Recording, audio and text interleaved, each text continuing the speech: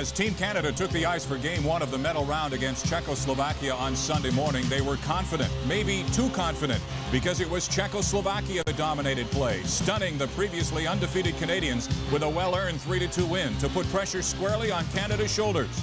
The high-powered Canadian attack sputtered against veteran Czechoslovak goaltender Dominik Hasek. And now, Canada must win if they hope to medal this spring in Bern, Switzerland.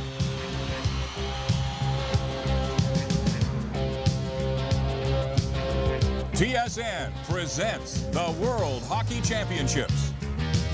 Brought to you by Air Canada, the airline that goes above and beyond. By Esso Petroleum Canada, going that extra mile. And by Labatt's, beer at its best. Good afternoon, everyone. Welcome to our TSN Control Center in Toronto. I'm Jim Van Horn, along with New Jersey Devil goaltender Sean Burke. After breezing through the preliminary round-robin segment with 6 wins and a tie, Team Canada was installed as one of the favorites to win this year's gold medal in Switzerland in a year that had no clear-cut favorite. While Canada's gold medal chances have not been completely eliminated, they must now win both remaining games, including today's game against the Soviets. The teams tied at 3 in preliminary round-robin play in what turned out to be an outstanding hockey game. The Soviets won their first medal round game, shutting out Sweden 3-0 on Sunday afternoon. Right now, let's join Paul Romanek and Gary Green at the Arena Allemande in Bern, Switzerland. First things first, we'll bring you all up to date on what went on in the first game. The Czechs and the Swedes tied at 5. The Swedes blew a 3-0 lead, but that's another story. So standings-wise, you have in first place the Czechs with 3 points. In second place, the Soviets with 2. The Swedes in third with 1, and Canada in bottom place with 0 points. If Canada can beat the Soviets, they will vault into a second-place tie with the Soviets in the medal round. And Gary Green, I know, of course, you have the magic solution to stopping the Big Red Machine.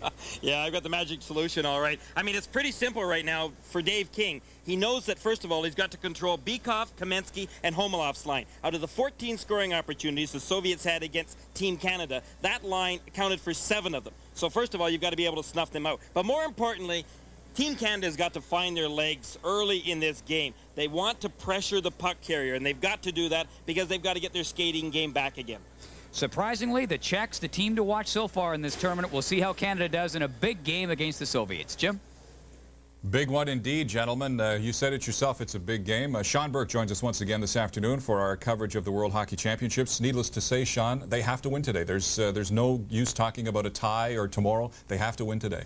Definitely, and I think they're fortunate that they still have a chance at the gold medal even after losing that first game, but without a win today, there's no chance. Second game of the day at the World Hockey Championships. Earlier today, it was Czechoslovakia and Sweden playing to a 5-all tie. When we come back, the opening face-off between Team Canada and the Soviet Union. The World Hockey Championships continue in just a moment.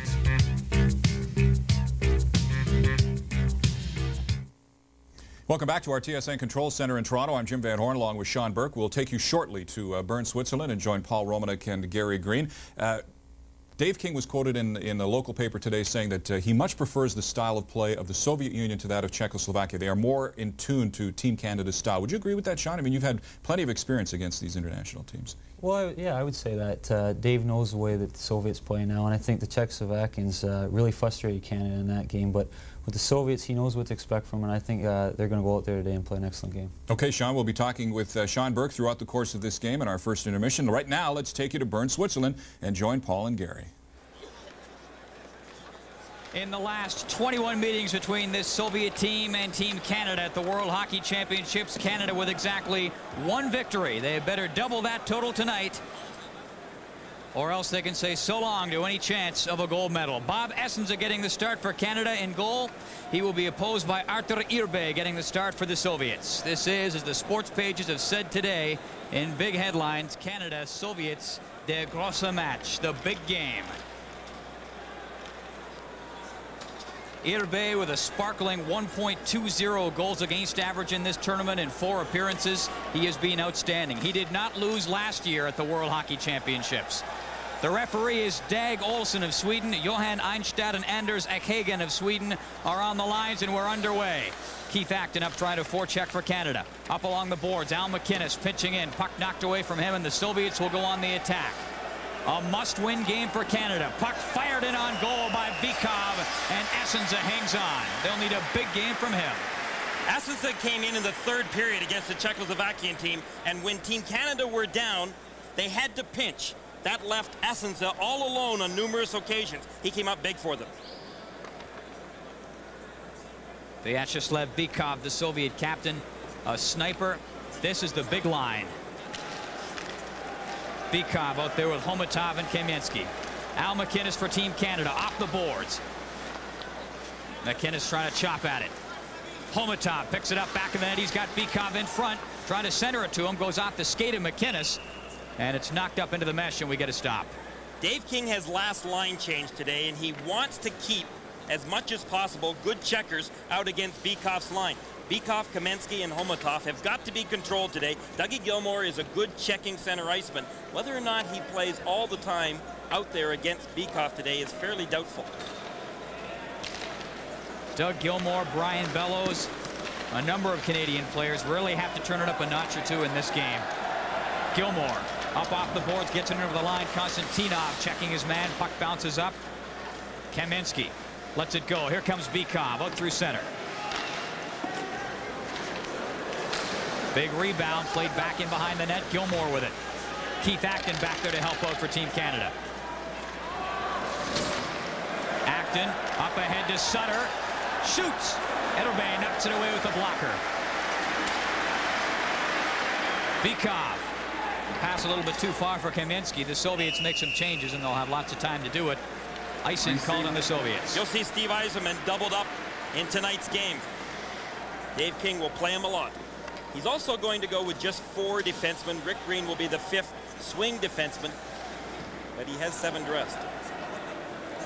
The team was in pretty bad spirits yesterday, but had a good practice today. And Dave King and assistant coach Brian Murray optimistic. I don't think there's any question that they all felt yesterday that they took the Czechoslovakian team way too lightly. Off the face-off, backhand shot by Adams is wide. Yzerman trying to sneak out. Fedosov was right on him. Yzerman trying to outmuscle Fedosov. McInnes. Fedosov works it ahead. Davidov with a shot at Simak, gets it tipped off his stick and up over the glass.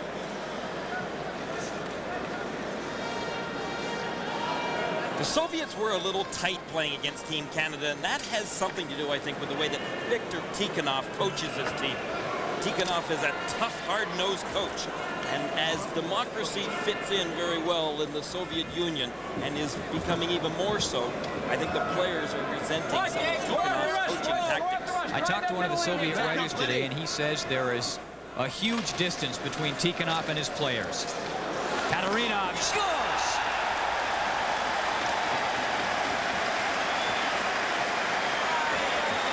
Mikhail Tatarinov, and it's 1-0 for the Soviets. The Soviet defenseman with a big shot. He uses it more than any other Soviet player, and watch as he walked right in the top of the circle. He just had a beautiful wrist shot right in the top corner, glove side on Asenza. Watch it from Asenza's angle. That, folks, was a perfect shot. That comes at 1:40. Tatarinov with the goal, and the Soviets with the 1-0 lead. They score on their first registered shot on goal, although the shots on goal totals a little bit off at times. Bure trying to shake off the checker. Bure battling Lidster. Adams loses it. Bure centers it. Quick shot by Fedorov. Big stop by Asenza. Adams comes back. Pavel Bure.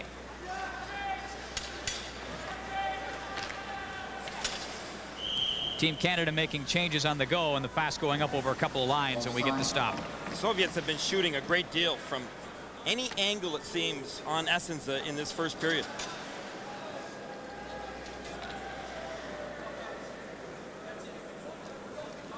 It's a pretty good example right there. Usually the Soviets will wait to get into that perfect position before they shoot the puck. Not so in this first period. Fedorov just let that one snap, and Asenza with a big save. 1-0, the Soviets leading a goal at 1:40. Mikhail Tatarinov getting it on the Soviets' first shot on goal. Malahov up along the boards. McInnes back to pick it up. Priakin up to 4 checks, and McInnes wheeling it up around the boards. Irbe. Rick Tocchet out muscled at the blue line. Makarov drops it off. Kristich. Puck comes loose. Makarov into Kristich. It was behind him. Kristich in front. Priakin. Back of the net. Kristich centers it in front. It's picked up, and Murray Craven starts the rush back for Canada. Offside. Canada started off this game by playing a pretty good pinching game. They weren't going to sit back on their heels and let the Soviets come to them. And the question is, how soon can you start to force it? You're down by a goal early in the hockey game, and Canada just doesn't have the offensive firepower to be able to drop down by a goal or two. So already, do you think, Gary, they have to start playing back on their heels? No. Team Canada can't afford to do that, Paul. They've got to continue to challenge that puck carrier. Fetisov shooting. Just missed. Sharp angle shot by Homatov. Back to the line. Fetisov in off the boards around back of the net. Homatov sends it right in front. They score. Bikov.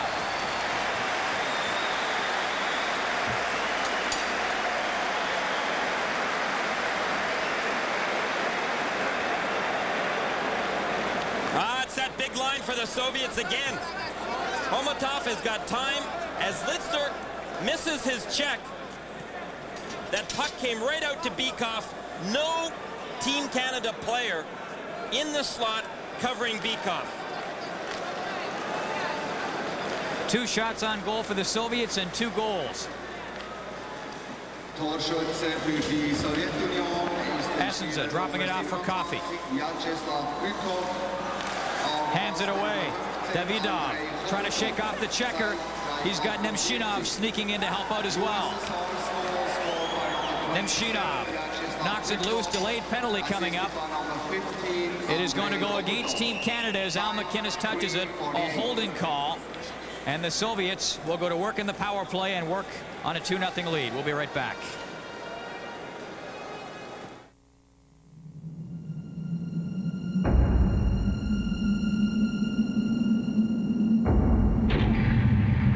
It's an event just being here. Skydome, the world's greatest entertainment center. He's got to move.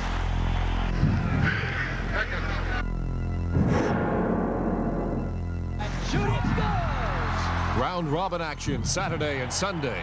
The Memorial Cup on TSN. Paul Coffey off for holding the Soviets in the power play, already leading by a score of 2-0. We played 4.5 minutes of the first period. Kravchuk, that's stopped. And cleared up over the boards. 1 minute and 43 seconds to go in the Soviet power play. Team Canada have been able, against the Soviets, to do well killing penalties. They're going to have to do that right now. Canada has the second best penalty killing unit in the tournament. 94.3% efficiency. Well, this wasn't in the game plan. You can bet on that. 4:36. 2-0 for the Soviets. And Canada's penalty killing unit up against a power play that is surprisingly not being dominant for the Soviets. It's 5th in the tournament. And usually that power play is one of their biggest weapons. Doug Gilmour for Team Canada. Trying to chop it out, knock loose. Back to the line. Fetisov works it in. Homatov. Bikov. Back to Fetisov. Tatarinov works it in deeper. Bikov going to the front of the net. Tatarinov shoots. Essenza the stop. Here's Homatov gobbling it up. 1:03 left in the power play for the Soviets. Homatov. Kaminsky. Tatarinov with a shot that hits Bikov. It's knocked down. Rick Tocchet and Gilmour. Bikov picks it up. 45 seconds left in the power play for the Soviets. Kaminsky in over the blue line. Drops it off. Fedosov sets up. Homatov lurking just off to the side of the net if they can get it to him. Essenza kept in at the line by Tatarinov. And finally, McCowan gets it out, relieves some of the pressure with 18 seconds left in the man advantage for the Soviets. We played 6:05, 2-0, the Soviets leading. Dying seconds of the power play. Konstantinov works it around back of the net. And Canada managing to batten down the hatches during that Soviet man advantage. Still 2-0, the Soviets on top. We've played 6:25. And now the trick is to get some offense going. This is the big line right now for Team Canada. They've got to be the ones to get it going for them. Here comes Yzerman. He's out there with Bellows and Adams, the big threesome. Bellows has it get away from him. And quickly the Soviets turn it to offense. Pavel Bure trying to slide it back in front. Fedorov shoots up over top of the net. Konstantinov keeping it in. Bure lets it go. Biakin in back of the net. Fedorov in to help out. Bure's up there forechecking as well. Lots of pressure by the Soviets. Biakin tried to center it. Here comes Yzerman back. Up to Bellows. McInnes there as well. Yzerman. Biakin working it up. There's that quick breakout pass. Bure cuts in. Pavel Bure tied up by McInnes. Couldn't get the shot away. Biakin has it knocked away. Bure gets it loose. Fedorov back of the net. Here's Gilmore. Up quickly to Yzerman. Bellows with him. Yzerman with some room. Still loose. Bellows. Craven chops it back of the net. Yzerman tried to center it. It's picked off.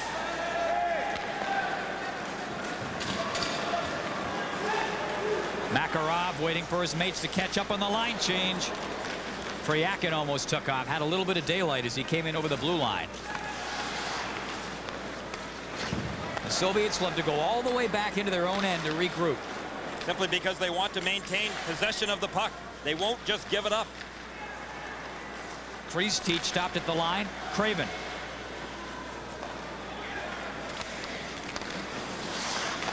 Craven in the corner. Priakin gets it out. Kristich. Makarov fires it in wide. Priakin up in the corner. Picks it up. Makarov and Kristich up front. Kristich clogging up right in front of the net. Difficult for Essenza to see. Priakin cuts back in front. Tried to whip it across to Kristich. It's knocked away. Fleury. McCowan shoots. And Erbe will hang on. That's only the second shot on goal for Canada. Theron Fleury was involved in a collision. He went flat back on his back, and now you can see him not in the stands, that's for sure. That's not where Theron Fleury is.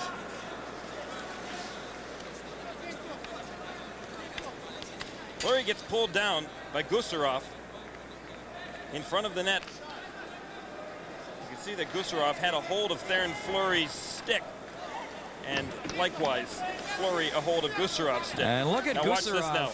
Gusarov looks down on Fleury, and then Fleury, it wasn't Gusarov that knocked Fleury from behind.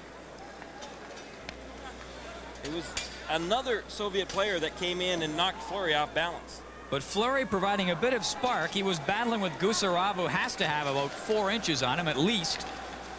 Gusarov was taunting him. You could see that on the replay. Fleury giving it right back. And that's more the kind of effort Team Canada must get in this game if they want to turn it around. Down 2-0 already. Tatarinov and Bykov scoring at 1:40 and 3:48.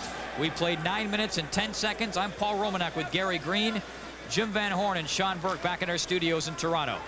And we are in Bern, Switzerland at the World Hockey Championships. A must-win game for Canada. Offside. Offside. A win in this game for Canada, and they leapfrog up over top of Sweden into a second-place tie with the Soviets. Czechoslovakian team has been the surprise team in this medal round. Come on now, boys. Caught Dave King and everybody by surprise the way they played the other night in that victory over Canada in the medal round. I feel I don't know how much time I had there. I think King a little concerned right now that the bench might be a little bit too quiet, that players down 2-0 early in this game. Maybe sagging a little bit. I mentioned earlier, team morale was really low yesterday. Talking to Coach Brian Murray, said they had a good day out, just took a day away, relaxed, and he sensed spirits uplifted this morning at the skate. Gilmore. One of the guys Murray would like to see a bigger effort from. Gilmore with a good effort there to keep it in. Back to Lidster. Works it in. Sutter trying to punch it on goal. Lidster with a shot. Gilmore back of the net. It bounces past him. Malahov gets it out. Kicking into gear. Homatov. Cuts across. Homatov. Getting some help from Bykov. This is the dangerous combination for the Soviets. Bykov, Kaminsky, and Homatov. Watch them every time they're on the ice, because they can kill you. You can see Gilmore's line was out there once again against them. And Viktor Tikhonov changing things up, perhaps trying to stay away from that checking Gilmore line. Viakin up with Bure. Kravchuk up to help out. Bure works it loose. Finally, the second, third, and 10th effort. Gets his way back to the blue line, but couldn't keep it in. You know, as smart as Tikhonov is as a coach, he doesn't match lines. He doesn't even attempt to. Bure shoots. Essenza gets a piece of it. Bure after his own rebound. Here comes Paul Coffey back for Team Canada. Adams in on the left side going for the net. Team Canada caught in the offside. Coffey has to come all the way out and wait for the troops to regroup. Adams again. Out there with Eiserman and Bellows. Offside. It is 2-0. The Soviets leading. We played 11:01 and we'll be right back. You'll be surprised who's driving Hyundai. Open your eyes, you'll get there someday. You'll be surprised by the room, the style, the zoom, the ride, the feel, the higher ideal. You'll be surprised who's driving Hyundai. Open your eyes, you'll drive one someday, and you'll be surprised. Here's Paul Coffey. Flipping it in for Team Canada. Coffey with a sore hand, and he's not able to shoot the puck. He will pass it almost always. He had that sore hand also playing against the Czechoslovakian team. When we were questioning during the game as to why Coffey didn't shoot a few times from the slot when he had a great opportunity. At least 3 chances, Gary, where he could have just wired it. And we found out today why he didn't. Fleury steps in, fakes his shot. Fleury out there with Craven. And Tockett in front, trying to muscle his way in. And you know Tockett's on his game when he can go to the net like that. Puck hops out of play. The thing is, Team Canada right now has got to shoot more. Opportunities they will get inside that blue line aren't plentiful. Talked earlier about the great distance between Tikhonov and his players. He is despised by most of the team. It is the assistant coach, Dmitriev, who is sort of the go-between. He's the friend of the players, the guy who relays the messages. Tikhonov prefers to remain at arm's length. We're at 20-foot pole length. You can't argue with his success, though. Semak. Rubbed by Adams. Sutter back there. Up around the boards. Here's Bellows now, and a penalty coming up. A roughing call, and it's going to go against Canada. Greg Adams heading off for roughing at 12:01. And Doug Lidster and company will stare up at the clock and see another 2-minute Soviet man advantage to worry about. Watch Gus Adams right in the corner, gets his stick up way too high and leaves it there. Those type of retaliation penalties end up being costly for Team Canada. King talked earlier today about making sure that the players had to maintain their discipline, that if there was a right time to get a player, it had to be the perfect opportunity to give him a good clean body check. Not an elbow. Bykov, Homatov, and Kamensky out there for the Soviets up front in the power play. That is no surprise at all. Bellows and Yzerman up front for Canada. McCowan and McInnes back in the blue line. Homatov trying to come in, takes a chop at McCowan. Bykov keeps it in, works it in. Bykov, Kamensky.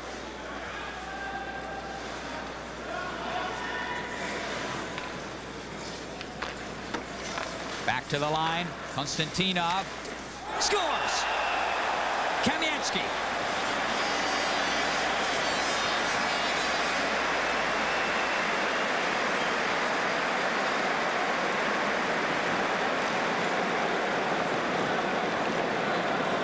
What a shot.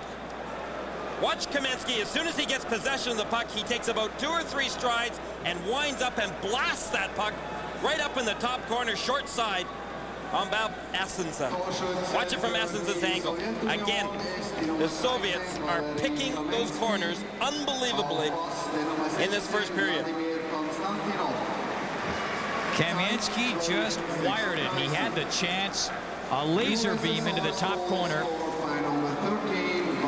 And a big shot to sagging Canadian hopes. 3-0 for the Soviets. Kamensky with the power play goal at 12:36. That puck has eyes for the Soviets today. Tatarinov's shot and Kamensky's shot were absolutely perfect. The Soviets out shooting Canada 9-2 at this stage of the game. A shooting percentage of 33% you'd be happy with. Team Canada has had a history in this tournament of getting off to slow starts.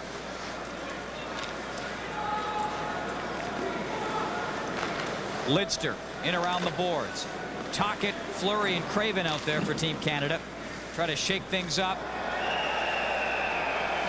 And that is Fleury, who was decked over along the boards. And looked as though there will be a penalty called against the Soviets. High sticking. It is high sticking, and it is going to number 21, Semak. Watch right along the boards. Semak ends up getting his stick up high and injuring Theron Fleury. Fleury went down hard.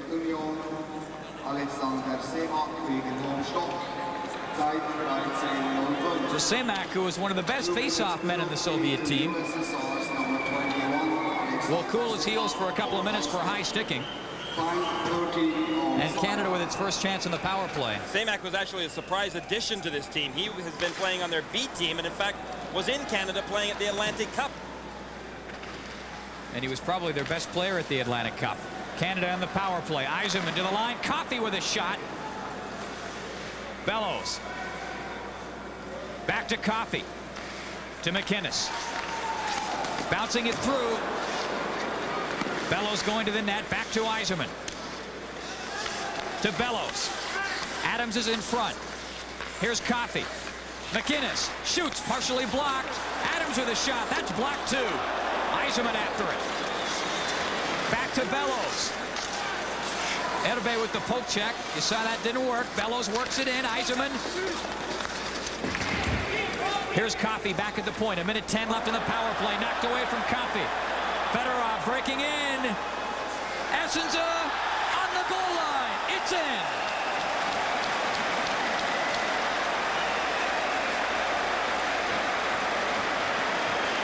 A short-handed goal by Fedorov. Paul Coffey gave up the puck in the offensive zone at the blue line. Watch this. He tries to take it off the boards. His wrist is obviously bothering him. He gave up the puck. Now watch this puck though. Watch it carefully. Assensa made the save. Now a bounce and it came right along the goal line. We'll see it better from this angle. Hey, this is going to be a perfect angle to watch it. Watch when it comes down. There it is, right along the red line until it hits the post and then goes over the goal line. Painfully slow. 14:04, the time of the goal by Fedorov. A short-handed goal. Canada still with 49 seconds to go on the power play. And the Soviets with a 4-0 lead. What a killer goal that one was. Michel Petit in back of his own net. 40 seconds to go on the man advantage. Craven lifting it in, talk it up to forecheck. McCowan pitching well in from the point.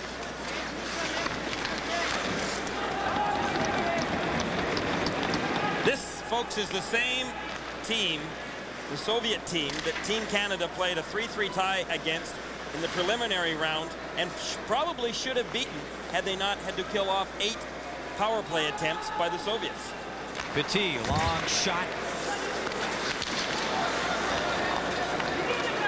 And that will do it for the Canadian man advantage. 5 seconds left. Some folks wondered whether or not the Soviets were playing possum in the preliminary round, playing just well enough to get in. They sure have surprised both the Swedes and now in the early going, Team Canada. They are leading here 4-0. We played 15-10. We'll have more from the World Hockey Championships after this. Well, he's always asking me things because Mom's really good, but she's not into boy things. You know, football or racing cars. And, like, he looks up to me. And he expects me to know everything because I'm his big brother. And the trouble is, sometimes I don't know either. And I wish I had somebody to help me. Be a big brother. Be someone to look up to. Call today. Kirk McLean with a goals against average of 3 coming over the boards into this game. Bob Essensa lasting 10 shots, giving up 4 goals. Komatov to Kamensky. He's tied up, continues to plug up the front of the net by McLean. Here's Bykov. Slips the noose. Burr took a run at him, and Bykov just danced out of the way. Kamensky to Homatov. Tried to center it up the side of the goal. McLean will hang on. Oh, the Soviets are playing a very confident game. They're taking the body. They're gaining possession of the puck, and a dejected Bob Essensa. Giving up 4 goals and 10 shots, as I mentioned, but don't hang that millstone on him. He didn't get a lot of help. And a couple of those shots, boy. No question that Tatarinov and Kamensky's shot were excellent shots. Fedorov, he should have been able to get more of it than he did. Bykov's was somewhat questionable. But Team Canada have not played well in front of Bob Essensa in this first period. Now they'll have to do so in front of McLean. Kravchuk with a shot, and Kirk McLean with the stop. So Dave King making the change for more reasons than just getting Kirk McLean back into it. He's trying to get something going for Team Canada. A tough shot to see, and McLean stretching out. Team Canada down 4-0. Bellows trying to go all the way. Not much success. Davidov comes in. Davidov playing injured, but looking none the worse for wear. Davidov top of the slot, gets it back. Semak tried to tee it up, never really quite got a good grip on it. And a slashing penalty coming up against Al McInnes of Team Canada. That was back behind the play. And once again, the Soviets will go to work on the man advantage. Not a good penalty at all, Paul. Any penalty that's behind the play like that, that's a retaliation penalty, those are the ones that cost you the most.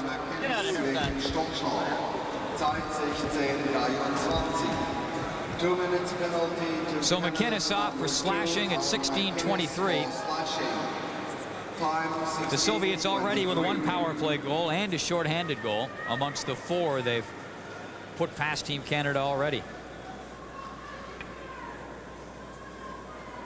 And the question now is get out of the first period with as little damage as possible being done. Well, you start worrying now about being embarrassed. Yeah, could get ugly. Makarov in deep. Just trailing Lidster along the boards. Fryakin with Makarov in front. Priakin, backhand shot right through the crease, and Makarov was tied up by Jamie McCowan. Couldn't get his stick on it. Fedosov working against Tackett.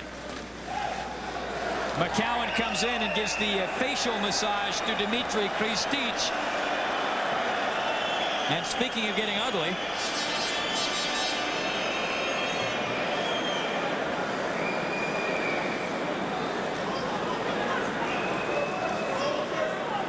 McCowan and Kristich going at it right along the boards, right in front of Team Canada's bench.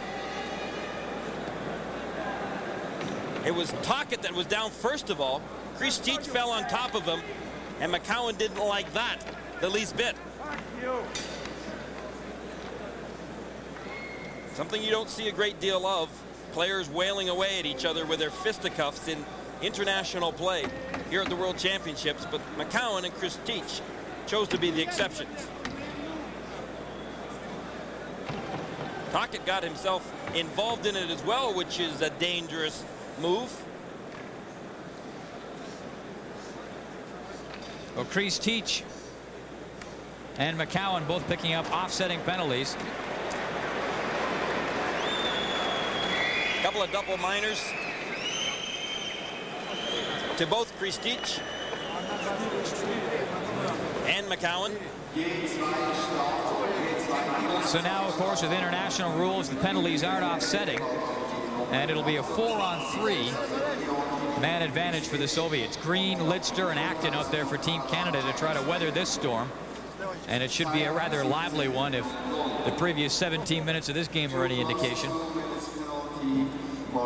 Very dangerous when the Soviets have got that much ice to work against in your own zone. 4-on-3, but the Canadians played them well in this situation in the preliminary rounds. But folks, this is not the preliminary round. This is what gold medals are all about.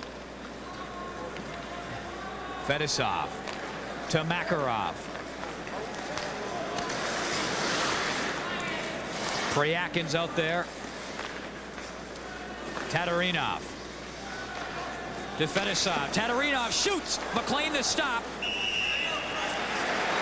That puck was still rolling. Kirk McLean did not have possession of it. But Dag Olsen decided he had lost sight of it, so he whistled it down. And again, Tatarinov with that big shot from the blue line. Maybe the Soviet answer to Al McInnes. Hey, it's great to play a good, tight, disciplined triangle right now against the Soviets and take away that slot. But at the same time, you can't let Tatarinov shoot. Still 56 seconds left in the 4-on-3 man advantage for the Soviets. Gilmore with Lidster and Green, the threesome on the ice. Tatarinov to Makarov. Back to Priakin.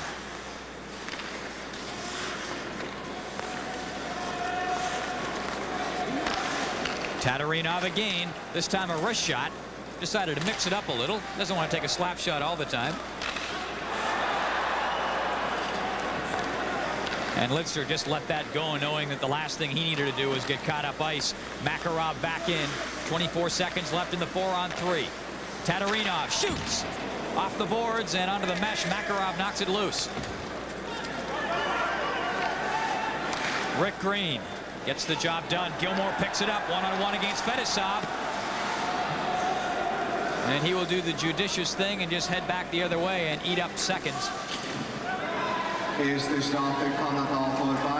And the team's back at even strength. Paul Coffey up ahead to Bellows. Bellows shooting. Edelman with the stop. And Malahov clears it up around the boards. Kept in. McInnes trying to fire one. Knocked down. Bellows up to forecheck. Trying to grind it loose. Here's Yzerman.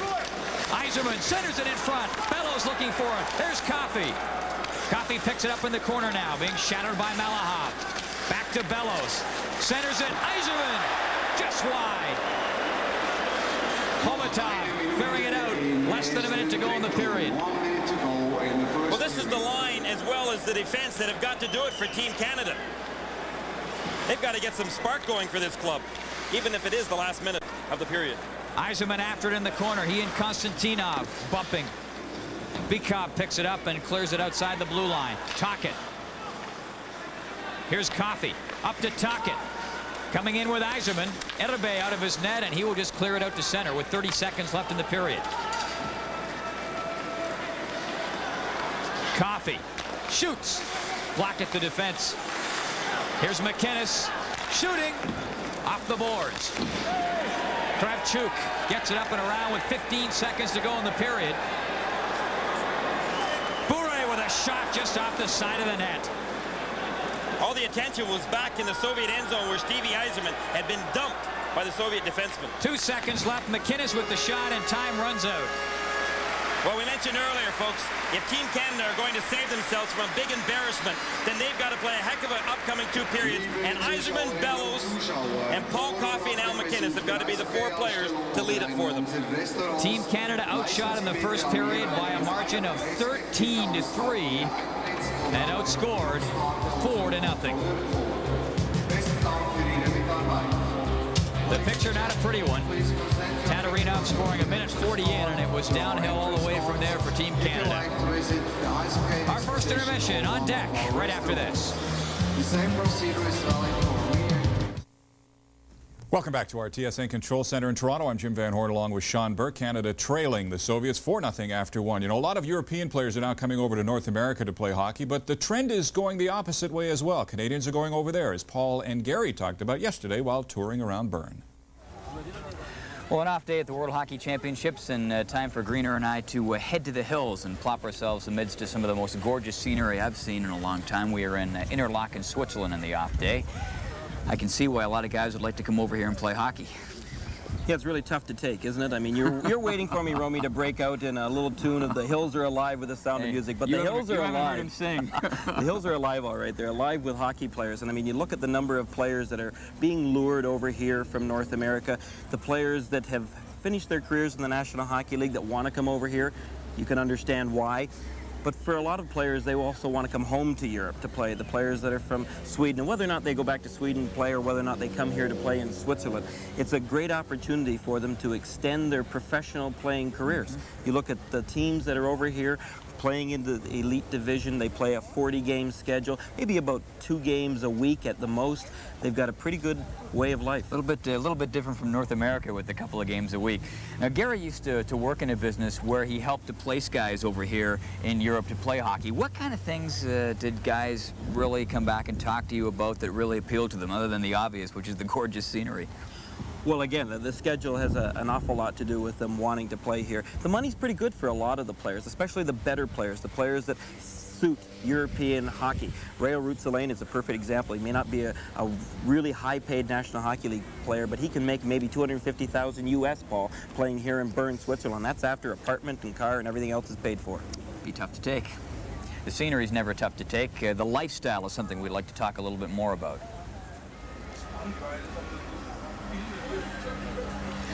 I notice, looking at the 2 glasses, Greener, you're drinking yours a little bit more quickly than I'm drinking mine.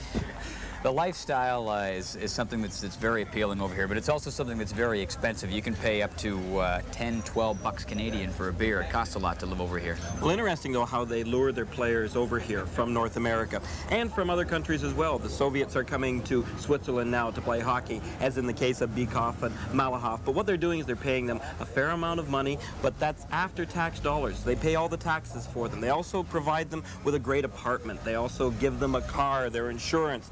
Oftentimes they get a living allowance as well that covers their meals and their beer. Sounds like a great place for you.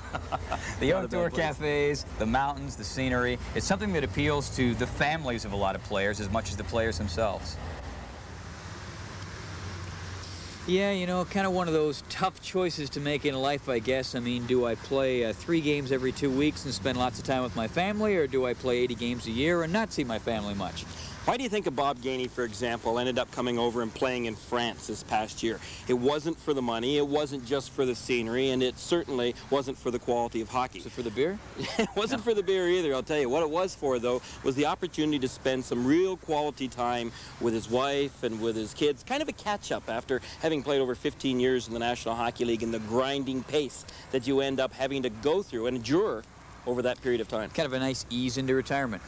No question about it. And speaking of ease into retirement, yours and my day is over, Paul, and it's time that we go back. It's time that we retired back to the rig through the magic of videotape. We'll get back to watch some more hockey, and we'll send you back to good old Jim Van Horn and Sean Burke. Back to the grinds of the World Championship.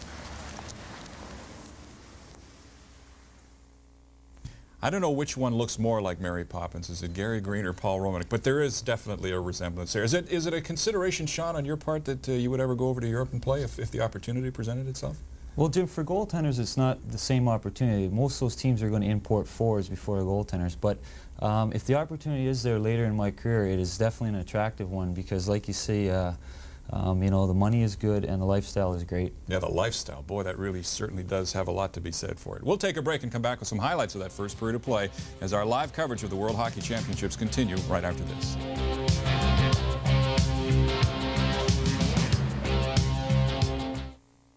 A disastrous first period for Team Canada. They are trailing the Soviet Union 4-0 in their second medal round game. They lost the first game as well to Team Czechoslovakia. Sean Burke, we're going to take a look at some highlights. First goal we're going to take a look at is by Mikhail Tatarinov, and it was a big shot, something that you've talked about in the past. Well, Canada gets in trouble right off the bat here by losing the face-off. And Tatarinov, you know, he has a chance to walk in, have all kinds of time to use his shot, and he makes just a great shot, putting it right under the bar. You talk about a hard shot and a heavy shot. Does he have a hard shot or a heavy shot, and what's the difference? Well, I think his shot is heavy. You know, it doesn't look like it's coming as fast as it does, but it gets on you very quickly, and it's very tough for goaltenders. Vyacheslav Bykov combined with line mates Kamensky and Komutov to score the second Soviet goal, and this was a pretty passing play. Well, here's where the extra room behind the net really comes into play, and you know, there's a lot of time here to make a pass, and Bykov gets it on his stick and lets it go, and Essenza really has no chance on that one. You know, they talked about a couple of shaky goals that Bob Essenza allowed, but you really cannot blame him because the team in front of him did not play well in that first 20 minutes. Well, the Soviets really came to play today, and you could see there right from the start. They were skating, they had their legs, and when you're out shooting a team 13-3 in the first period, you know that you're in trouble. If there was a killer, it was probably the shorthanded goal that was scored at the 14:04 mark by Sergei Fedorov, and it was a goal that just managed to break over the line. It was a good individual effort on his part. It was. Coffey can't hold it in here, and Fedorov breaks in all alone. You know, he has the presence of mind to hold on to it, and even though he's being checked, he gets his shot away. It just happens to dribble over the line on Essenza. Certainly you have to be impressed with the transition play of the Soviets. They go from defense to offense so very, very quickly. Well, they do, and you really have to realize that when you're in the offensive zone, as soon as that puck's turned over, you have to go on defense. And a couple times in that period, Canada turned it over, but was slow reacting, and the Soviets were breaking out with outnumbered situations. All right, Sean, thanks very much. Official shots on goal in that first period, 13-3 in favor of the Soviets. They probably had a few more than that. We'll have the second period, Canada trailing the Soviets 4-0 after one. Back to Byrne in a moment.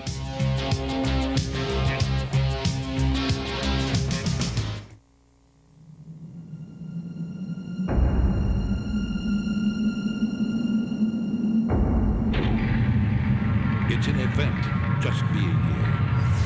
Skydome, the world's greatest entertainment center.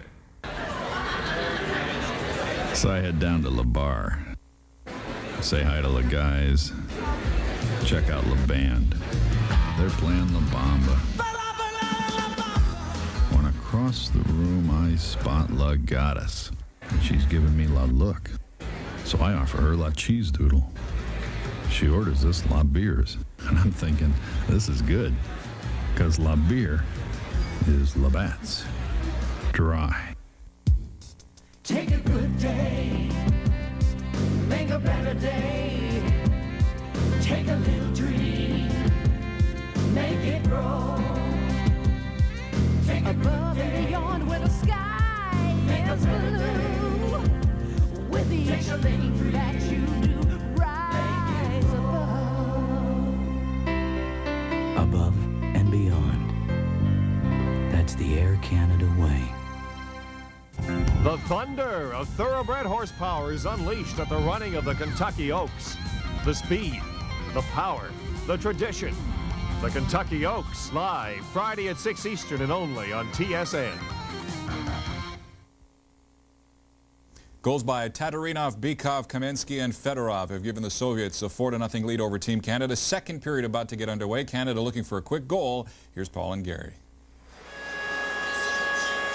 You talked to Dave King before the game. Did the club come even close to following the game plan that he told you about beforehand? No, they sure didn't. But forget about the game plan right now, folks. Let's just take a look at 4 simple parts of the game of hockey. Skating, shooting, passing, and hitting. And in all those departments, Team Canada did not a thing about. When you look at their skating game, they weren't playing a skating game. They were back on their heels. When you look at passing, hey, they were playing solo hockey. They were trying to carry the puck in themselves out there. Shooting, 4 shots. That's all they got out there tonight. Hits, not any that were good hits, a couple that sent them to the penalty box. You look at some of the guys who did big things during the round robin.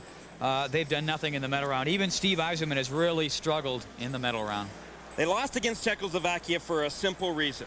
That if you don't have Brian Bellows, Steve Yzerman, Paul Coffey, Al McInnes, and great goaltending, there's no chance you're going to win. I don't care whether it's in international hockey or whether it's in a regular Stanley Cup game or in the regular 80-game season. You've got to have your best performers playing at their best, and at this level, it doesn't change. Some of the guys really dragging their rear ends right now. The guys who've been over since their team was beaten out or since their team didn't even make the playoffs, they're really feeling the 3.5 weeks or so they've been away from home. No jump out there at all. Well, all of these teams here have been away from home for the last 3 weeks as well, so they all are on even keel in that regards.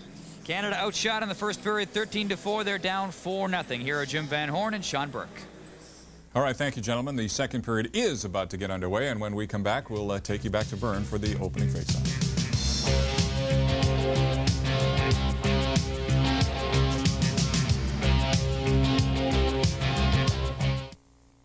Soviets got 2 even-handed goals, a short-handed goal, and a power play goal. They lead Team Canada by a score of 4-0. Shots on goal, 13-4 in favor of the Soviets. Second period's underway. Here's Paul and Gary. Artur Irbe only faced 4 shots in the first period. The best scoring chance was when Steve Yzerman took a pass in front and fired it wide of an open net. And that about summed up the first period effort of Team Canada. It was way wide.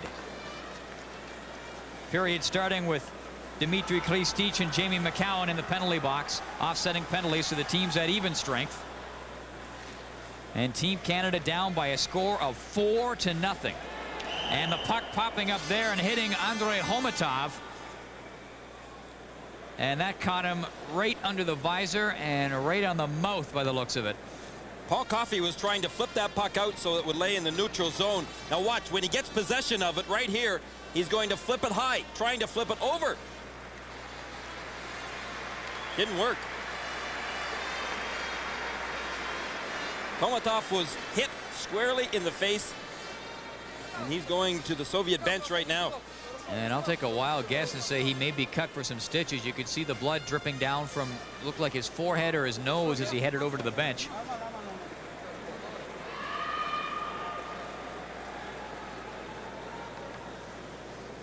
And that's a pretty good look at it. Well, as close up as you're going to get. But not as close up as Homatov saw it. A little too close. 4-on-4 right now for Team Canada. And Yzerman, of course, out there leading the way, along with Bellows, and the 4 players that we had mentioned to you were all on the ice for the first shift. 4-on-4 for the next 33 seconds. Coffey overskating it. Kaminsky in over the blue line, shoots up around the boards. Davidov, and the puck snuck outside the blue line. 22 seconds to go in the 4-on-4 situation. We're just underway in the second period. Canada down 4-0. Paul Coffey back in the blue line has got to turn up the cranks here. I mean, he's got to get wheeling with that puck. He's a great offensive defenseman. We've seen that through his National Hockey League play. He led the National Hockey League again this year for defensemen in scoring. But he's got to do it in this game tonight, because if he just sits back and plays defense, then Paul Coffey is not a good defensive defenseman. In fact, he can be a liability to you out there if he's thinking defensively. Coffey going after it. Just beating Nemchinov up forechecking for the Soviets. Semak out for Nemchinov, missed him, and here comes Al McInnes to Fleury. And Irbe will have no problem handling shots from that range. Team's back at 5-on-5. Fedosov checked by Tocchet. And Davidov hopped up over the boards there as the puck was coming across, so offside called on the Soviets. Just a reminder to listen up at the conclusion of this game for the TSN Turning Point, brought to you by Apple Auto Glass. Apple Auto Glass, the pick of the crop. Before it spreads and really costs you, get Apple's guaranteed stone chip windshield repairs.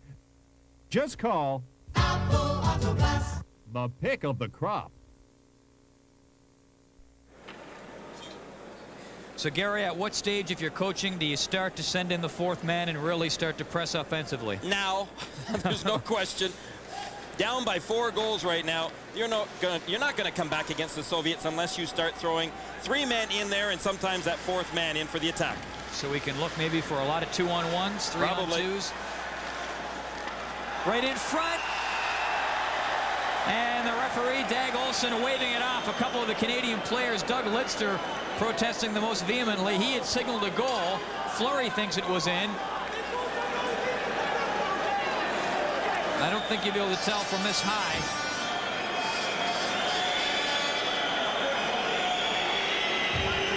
You tell me where the puck is, folks. I don't know. The goal judge did not put on the light, but he probably couldn't see it. Let's look at it from the goal judge's angle. You know something? You got to think that puck is over the goal line. Look at where Urbe is. I mean, he couldn't get any further back into the net. Theron Fleury was in there. He continued to raise his arms. He felt that he knew exactly where that puck was.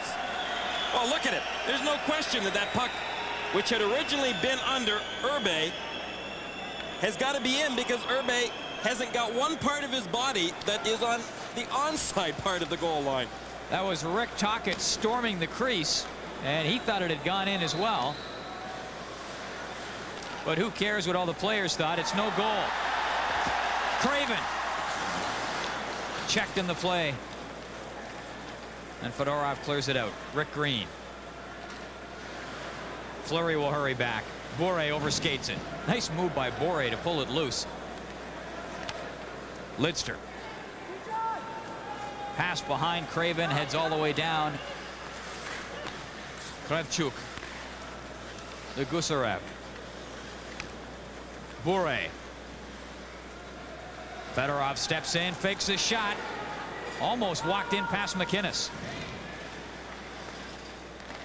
Biakin has it knocked away. Gilmore with Acton. Acton.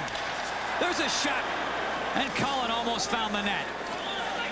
Cullen along the boards, tied up, and Bure will start back. We'll see a lot more of Cullen in this second and third period. Bure steps in over the line, back behind the play. A penalty coming up against the Soviets. And that was way back behind the play.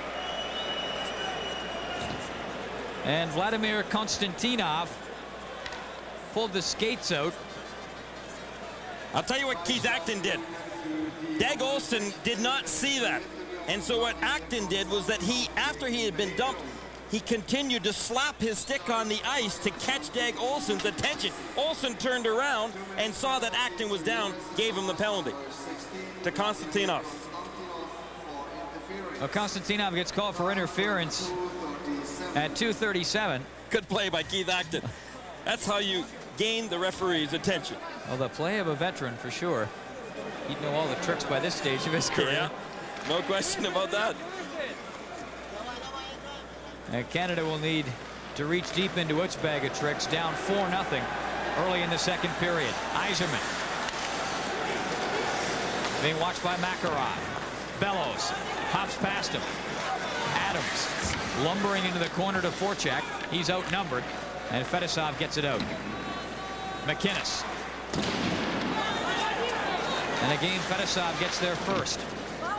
Yzerman up along with Adams. Here's Bellows.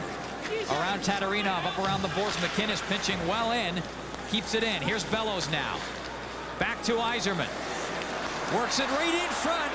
And Adams couldn't get a handle on it. Paul Coffey in well along the boards. Trying to work it in front. Intercepted. And the Soviets quickly turn it around. Makarov gets it out to center. Tatarinov.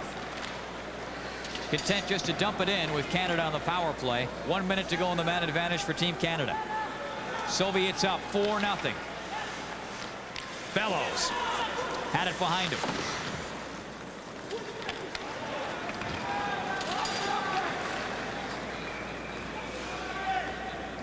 .45 seconds to go in the power play. Al McInnes. Talk it up to forecheck along with Craven. And Gilmore, puck knocked loose. 3 Canadians caught back behind the Soviet net. And Bykov out to center. 1-on-2. Bykov waiting for Kamensky to catch up. 24 seconds to go in the power play for Team Canada. Talk it. Lets it go for Gilmore. Off his skate, and Bykov works it out. Here comes Kamensky.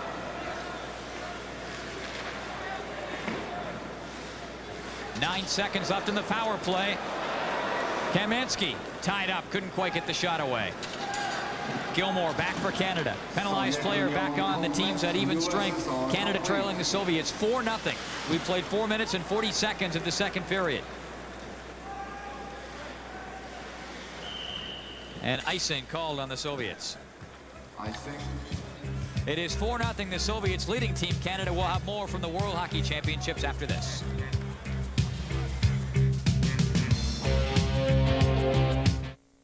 The first one was made for the son of a fellow employee.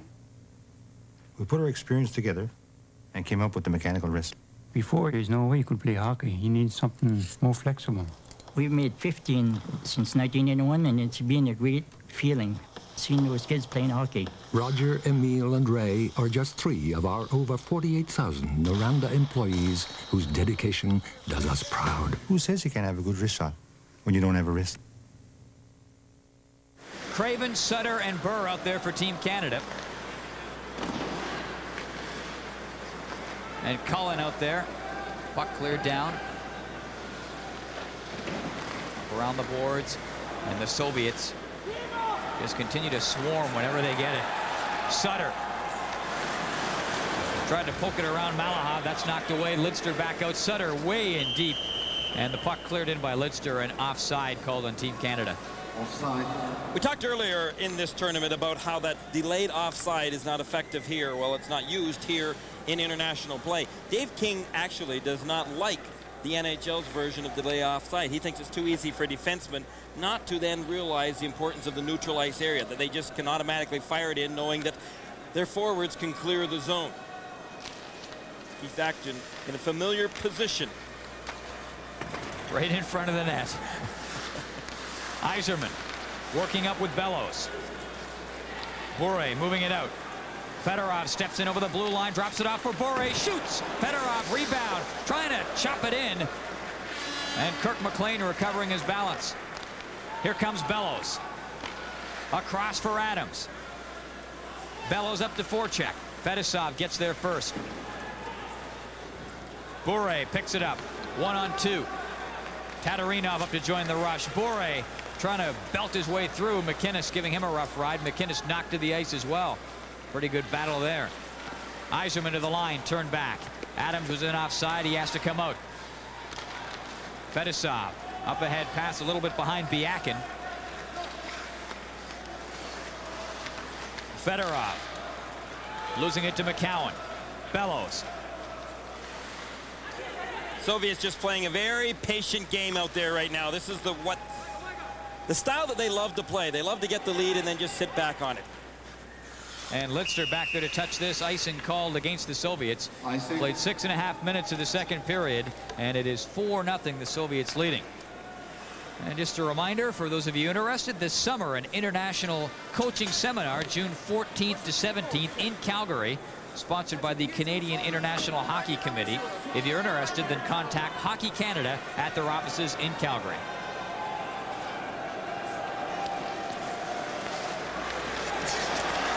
Coffey with a shot, and Erbe just reaching up to the top shelf and pulling that down. And Coffey just not with the speed and the mustard on those shots you normally see. You can tell he's hurting. Well, every time that Coffey comes to the bench, he gets that glove off and he is shaking his hand. It's his wrist that is bothering him. It's tough to shoot. Lidster with a shot that doesn't get anywhere near the net. Priakin right on top of him.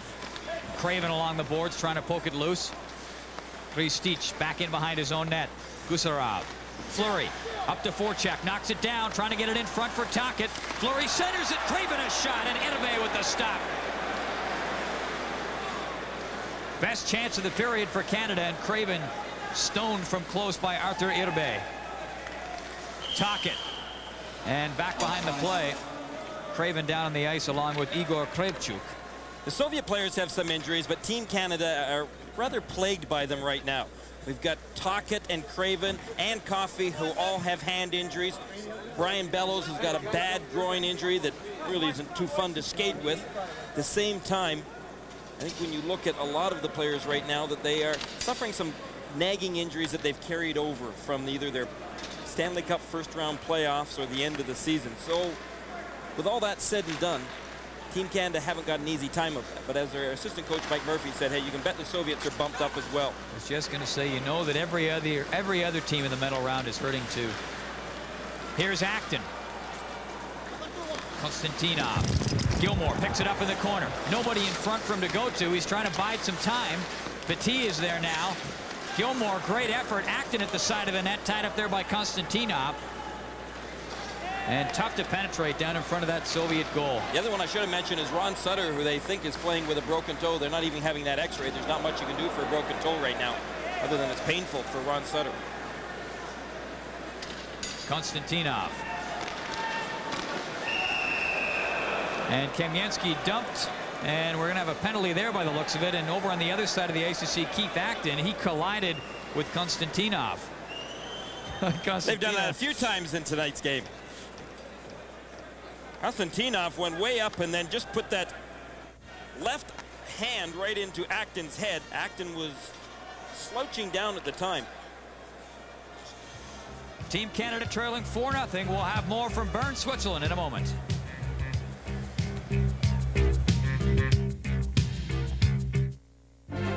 Here's how we make Mazda special editions extra special. We start with our best-selling 626 and our sporty MX6. Then we add extras. Extras costing around $2,000 if purchased separately. And these special edition cars are priced $500 less than our lowest priced DX models. All this and the best warranty in the business, Mazda. It just feels right. Konstantinov off for elbowing at 17:54, and Team Canada on the power play. Al McInnes being watched by Semak back in his own end.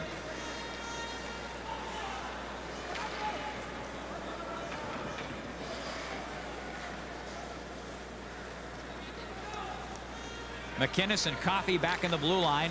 Yzerman, Bellows, and Adams up front. Dave King continuing to go with the big guns, although the big guns have been silent. Yzerman getting there before Semak. He's knocked down, and easy pickings for Fedosov. Yzerman's been watched pretty closely.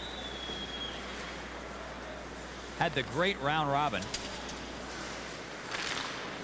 See what they're doing, though, Paul? They're taking the middle of the ice away from Stevie Yzerman, and that was the area that he was so effective in the preliminary round. Now, all of a sudden, that ice, that open ice, has vanished on Yzerman.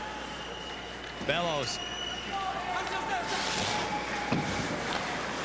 Gusarov gets it up around the boards and out again with 50 seconds left in the Team Canada power play. And the fans starting to whistle, not pleased with Canada's effort at all. Soviets just doing an excellent job at clogging up the middle. Look at them right there in the blue line. All four of them. Team Canada aren't going wide. They're trying to carry it down the middle. Here's Fleury. Back at the point. And did a good job to pick the pocket of Fedorov. Here's Makarov coming in now. Fedorov trailing. Makarov looked to get it out to him. Now centers it. Moving up there was Kravchuk. Here's Yzerman. Big chance. Scores!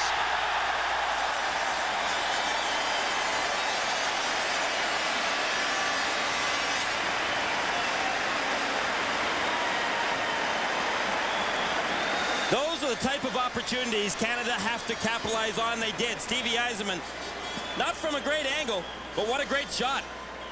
He waited till Irbe went down just enough to give Yzerman that room upstairs. Watch Irbe. He really had the angle taken care of well, but watch Irbe now just dip his shoulder, his left shoulder enough for Yzerman to find some room above it. But it was the scoring opportunity that the Soviets messed up back in Canada's end zone that turned out to be the opportunity that Team Canada needed. The transition game, as Dave King talks so much about. It is important at any level of hockey, but it is much more evident on this big ice surface. 4-1, Canada with a power play goal. Yzerman scoring at 9:46. The offensive high for Team Canada in this tournament against one of the three teams that they're playing in the medal round was 5. They managed to get 5 against the Czechs. And they will need at least 5 against the Soviets to win this one. That's providing the Soviets don't strike for another one. Kamensky coming in. Gets it across in front of the net. Bure going for the goal. He was tied up, but almost managed to get loose. Burr getting it out to center. Malahov. To Fedosov.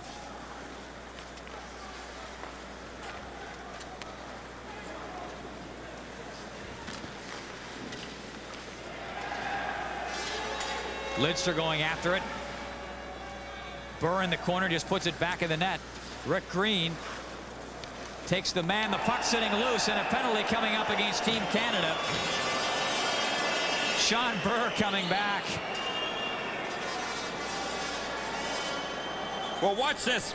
Burr comes around from behind, gets both elbows up, and if Davidoff was hurting before, he's hurting twice as much now.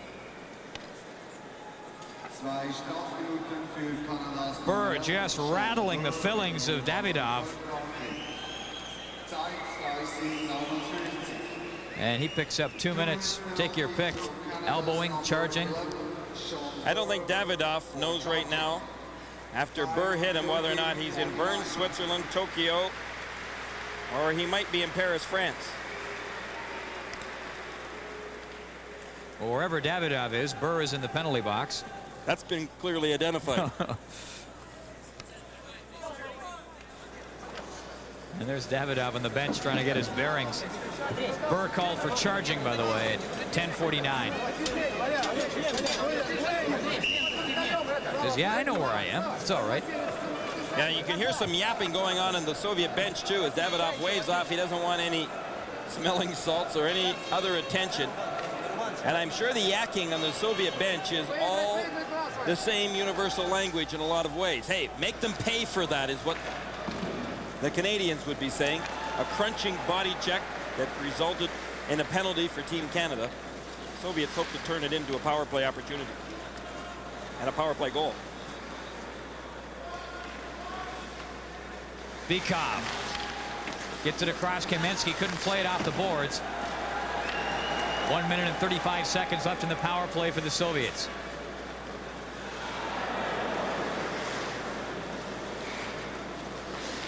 Bykov drops it off. Homatov across for Bykov. It was behind him. Kamensky up after it. Lets it go. Tatarinov across in front. Fedosov to Homatov. Bykov to Homatov again.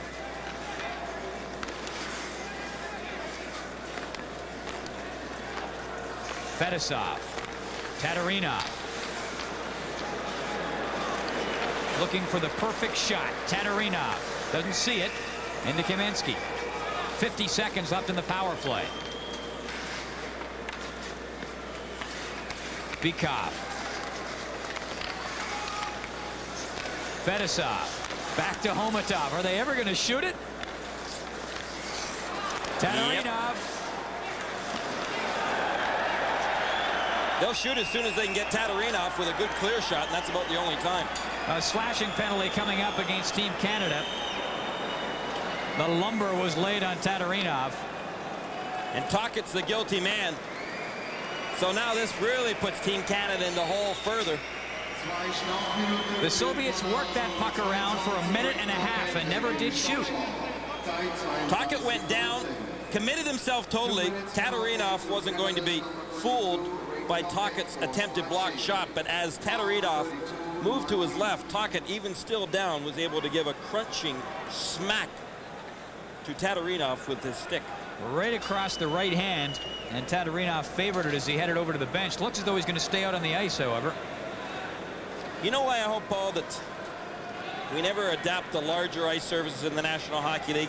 You know, Team Canada had the momentum going for them. Yes, they took a bad penalty, but still, you can still keep that momentum going if you can get some aggressive penalty killing going out there. But with the big ice surface, that's not possible. You back off into a small, tight box, you stand around.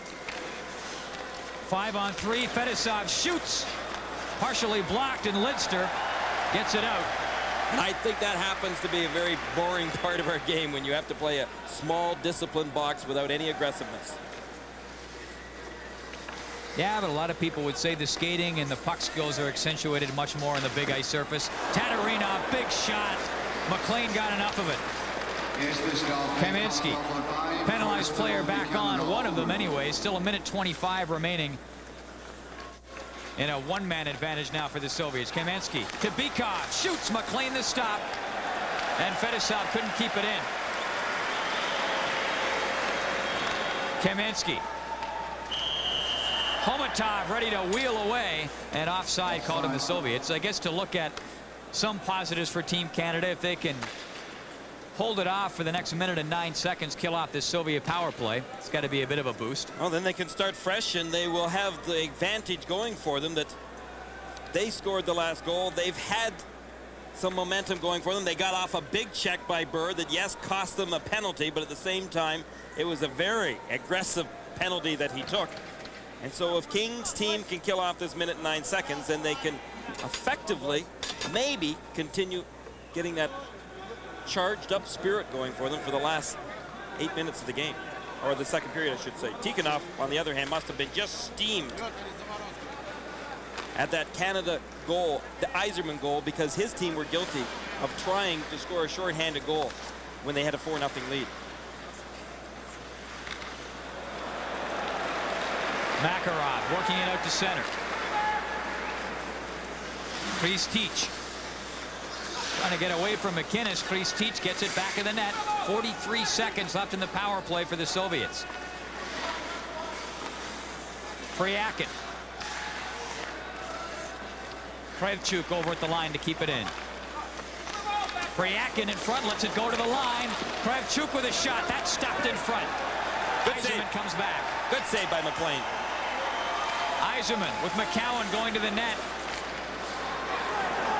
And two Canadians caught back.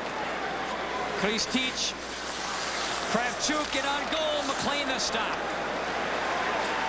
Canada are gambling right now, but as long as they can get away with it, they'll get their flow going. Kristich steps in, penalized player back on. Makarov trailing. Priakin in the corner. Makarov back to the line. Malahov shoots. Kirk McLean the stop. Makarov.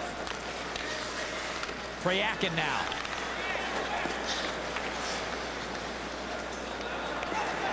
McInnes with a bit of a hook on Priakin that's not called. And Priakin looks on in disbelief as he gets up from the ice. And he falls to the ice to try to emphasize the point. Priakin, I think, was also guilty of hanging on to McInnes' stick. Here comes Tocchet in with Craven. Tocchet dropped it off. Intercepted. Bore read it beautifully. Flies back and shoots. That bounces wide into the corner. Pavel Bure knew exactly what was going to happen. Tocchet let the drop pass go, and boom, Bure was there. Icing called on Team Canada. Canada trailing by a score of 4-1. You are watching the World Hockey Championships on TSN.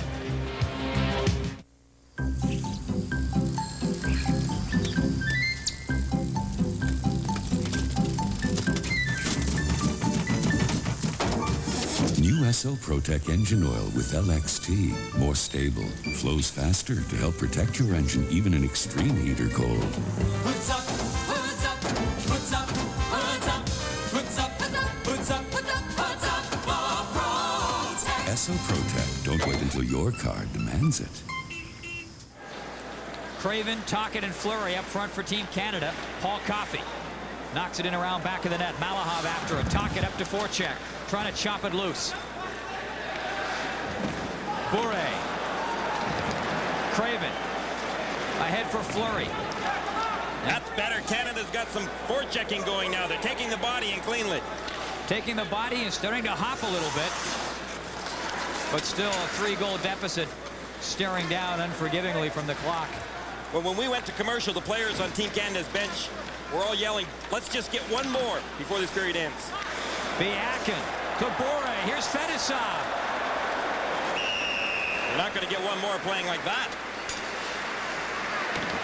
Ilya Biakin stick-handled in, stopped in a dime right in front of the net, and was giving Paul Coffey fits. And Fedosov came right up to join the rush. Just goes to show you how much skill all of their players have. Biakin is more of a defensive forward than anything. In fact, he plays defense or forward for this team. He also likes the physical play. Fedosov has fit in quite easily back with his former teammates, as has Makarov.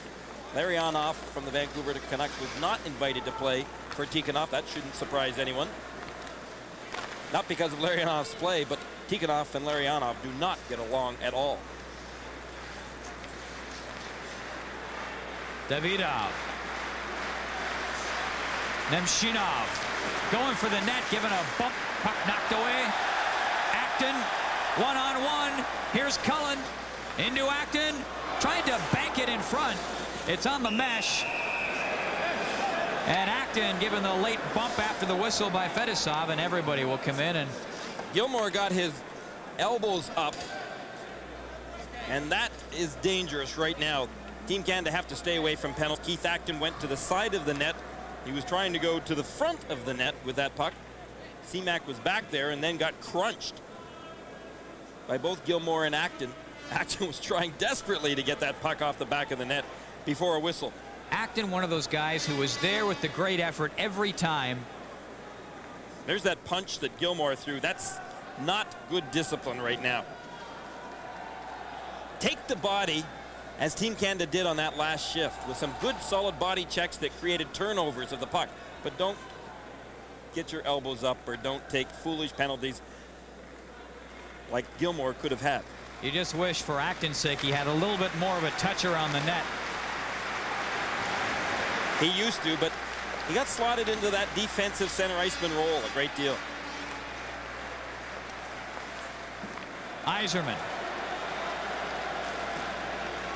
Bellows swinging for the net, so's Adams. Adams set to tee it up and had it picked away by Bykov. Kamensky to Bykov. To Kamensky. Centers it in front. McLean keeps it in play. 2 minutes and 45 seconds to play in the period. Canada down by a score of 4-1. Here comes Greg Adams to Yzerman. Bellows up there too. McCowan. Bellows centers it in front. Adams couldn't pull the trigger. Krevchuk back for the Soviets, in with Priakin, shoots. Priakin in after the rebound and is just cleared away. McInnes got rid of that puck just in time. Here comes Adams shooting. Tocchet plays it off the boards. Coffey. And Edebe is just going to hang on and settle things down. Canada with a bit of spark. But again, that transition game, the Soviets with a great chance coming off of a good chance for Team Canada. Back and forth. That's what happens when one team gets a scoring opportunity. Then you'll oftentimes see the other team come right back with just as good a scoring chance. You see Brian Bellows took a good whack in the back of the head from the Soviet player, and you can tell that one hurt. McInnes had it pulled away by Priakin. Just under 2 minutes to go in the period. Team Canada trailing the Soviets 4-1. Rick Tocchet centers it right in front. Bouncing puck. Craven's tied up. Tocchet after it. Takes his man down, and back come the Soviets 2-on-1. Malahov to Makarov. Offside.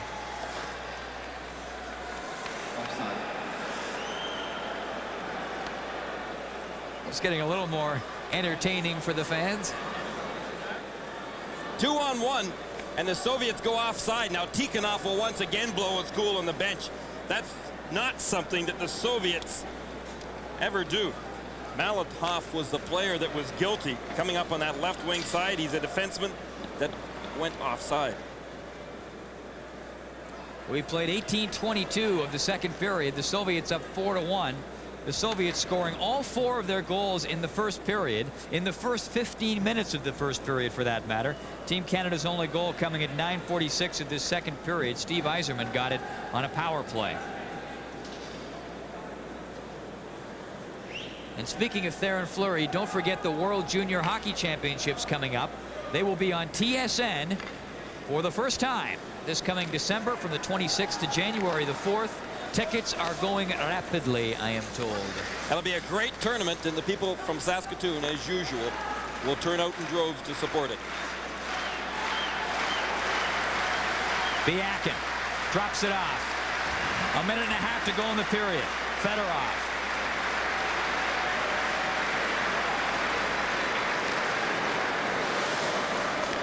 Fedorov ahead for Bure, and again the Soviets called on the offside. Pavel Bure was Vancouver's 6th draft choice in '89. And Bure still has a year of junior eligibility left, so he will be at those World Junior Hockey Championships in Saskatoon in all likelihood. Think of that. Here's a guy playing so well at this world-class level, and he's going to be back at the World Junior Championships. A lot of depth still on the Soviet roster, despite some of their great players heading over to North America. Well, let's remember, though, that the Soviets still have an opportunity to select all of their best players from the Soviet Elite League, as well as they've picked up Fedosov and Makarov coming back. But I would say, as well as Kriakin, helps their team a great deal. I mean, they've been crying the blues somewhat of having a lesser team than in the past, but that shouldn't be for anyone's fault but their own. Yet, when you look at the Soviet Elite League, only 3 out of their top 10 scorers are playing on this team. Some think it's a little biased towards Red Army, and their coach, Viktor Tikhonov, of course, is the coach of Red Army. You know, Bure started to play in the Elite League in the Soviet Union when he was 17 years old. 17. Can you think of any 17-year-olds who played in the NHL? Here's Bure. In deep. Slips the check. McInnes trying to chop it away. And Bure is going to take a penalty. Delayed penalty, and the Soviets, Team Canada, get the goaltender out and the extra attacker on with 30 seconds to go in the period. Here's Sutter. Checked on the play, and that'll get the whistle as the puck is touched with 29 seconds to go in the period. The guy we've been talking so much about, Pavel Bure, takes a holding penalty. There it is. He's got his arms up, trying to explain to the referee, Dag Olsen, that he shouldn't get a penalty, but I think that's pretty obvious that he deserves one. Pavel Bure was the star in both the '89 and '90 World Juniors. He's the son of a former Olympic swimming star, Vladimir Bure, from the Soviet Union. Bure off for holding at 19:31. Canada down 4-1, and its only goal in this game coming on the power play. Steve Yzerman got it, and Yzerman out there now. Coffey and McInnes back at the blue line. This is a big draw. 29 seconds remaining, and on the power play, Team Canada have got their chance right here, maybe their best chance to score before this period ends. McInnes comes up to get it.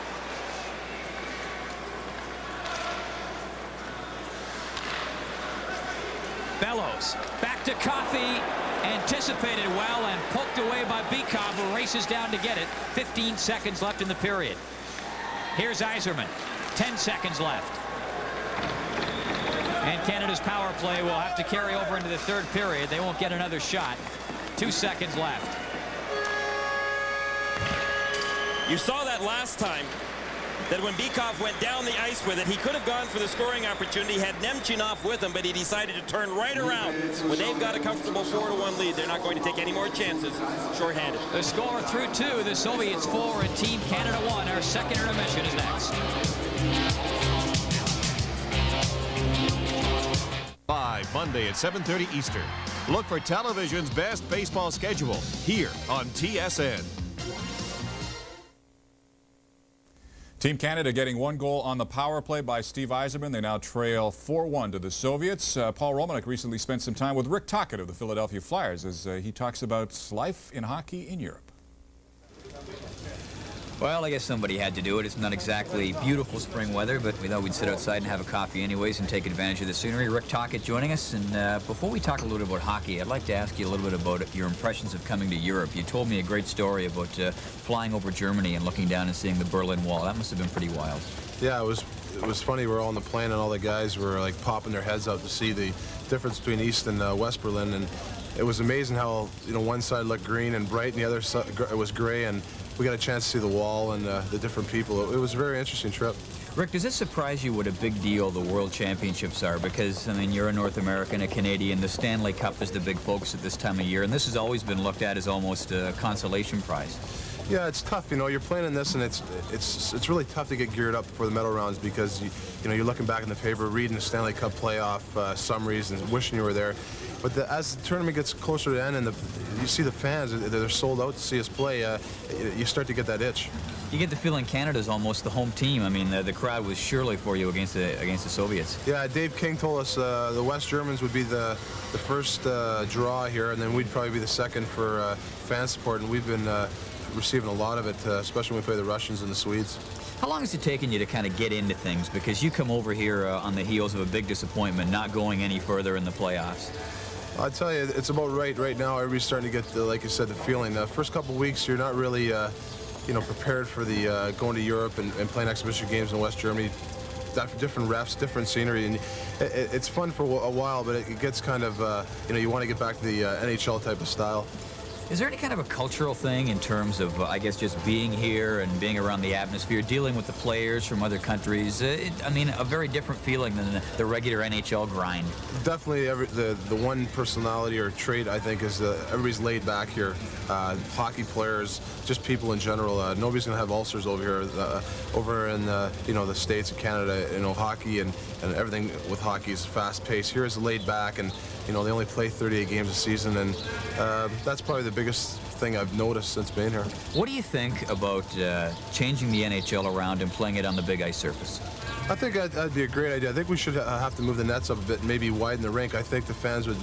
It's a better game to see the speed, but for the international hockey in general, I think the NHL style should stay in because it's more exciting, I think. What about a guy like you, a guy who can score, but a guy who makes his bread and butter in the corners and along the wall, grinding it out? Would it put guys like you out of business if you played all the time in the big ice? No, I mean, you have to be able to skate. Obviously, in this game, if you don't skate, you're not going to be able to play. And, you know, that just takes improving. And a guy like myself, I think I can play in the big rinks and other guys. And I think you just need to adjust. Guys who haven't played in the big rink just have to adjust and go from there. Rick, thanks a lot. Good luck. Hope to see you back here sometime, but I know that you just assume be playing for the Cup. Good luck. Thanks, Paul. That about does it. We're going to get another coffee and take this break. It's either drinking beer or coffee over there. I mean, these guys never have to work for a living over there. What was the biggest difference that you have seen playing in Europe and in North America? Because you have had probably as much, if not more, experience in international play than most people in recent years. Well, I think, like Rick said, it's much more laid back over there. You know, the type of hockey, you know, the fans, they get up for the games and that, but there's not as much hype surrounding it as there is in North America, and I think it's just much more of a laid-back atmosphere. Do you find that the Canadian players still have that mystique in Europe? I noticed it in Vienna when they found out that we were from Canada. It was, oh, Canada hockey, and they still had that mystique that the Canadian hockey scene is so big. Oh, definitely, and you know, they see more games now over there than they used to, and they know the stars, the Messiers, the Yzermans, guys like that, and it's a big thrill when they see those players come over there. All right, we'll take a break and come back with some highlights from the second period of play. Sean Burke and Jim Van Horn at TSN Control Center in Toronto. Canada trailing the Soviets 4-1 after 2.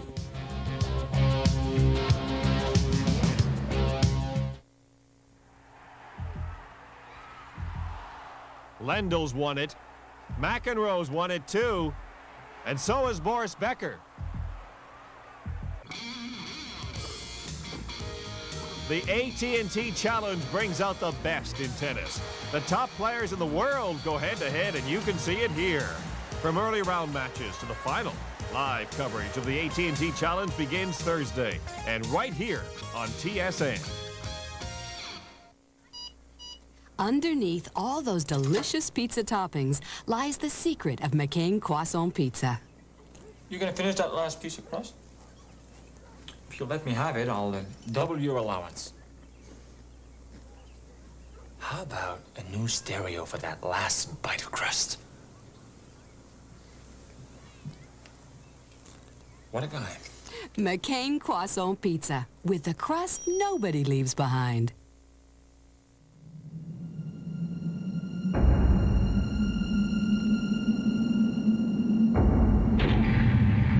It's an event just being here.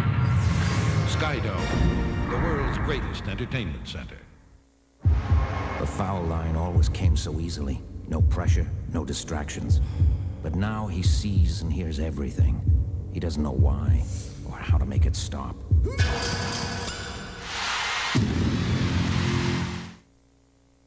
Welcome back to our TSN Control Center in Toronto. Team Canada is trailing 4-1 after 2 periods of play. Sean Burke is with us. We're going to look at some highlights. Sean, the disallowed goal early in the second period really must have been demoralizing for Team Canada at the time. I'm sure it was. Very unfortunate because they wanted to come out in that period and get one early, and here they figure they have done that, but unfortunately the referee can't see the puck and he waves it off. Rick Tocchet carried into the goaltender Arthur Urbe, and it looked from the position of Urbe, even though you can't see the puck, that it did appear to go over the line, and yet Dag Olsen in the corner very quickly waved it off once again. Well, the referees, you know, they're taught that when they can't see the puck, they have to blow the whistle, and on that play, even though it was under Urbe, he did blow it because he couldn't pick up the puck. There was a goal scored by Canada later in the period at 9:46. It finally came on the power play, and the guy who's supposed to be scoring, Steve Yzerman, but this is a good one.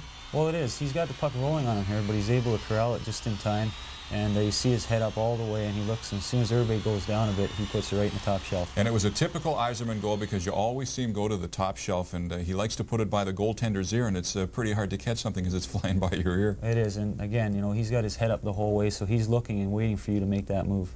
The Czechoslovakians, as you mentioned the other day, play very, very well with the lead. The Soviets have to feel very, very confident heading into the third period. They're up by 3 over Team Canada.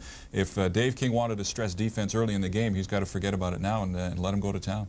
Well, you saw later in that period, too, they gave up a lot of 2-on-1s, the Canadians, and 3-on-2s because they have to press now. They need 3 goals, and when you start pressing like that, you're going to give up chances, but it's too late now to worry about defense. You've got to get goals. All right, Sean, thank you very much. We'll take you back to Bern, Switzerland for some comments on the game so far from Paul Romanek and Gary Green as our live coverage of the World Hockey Championships continue in just a moment.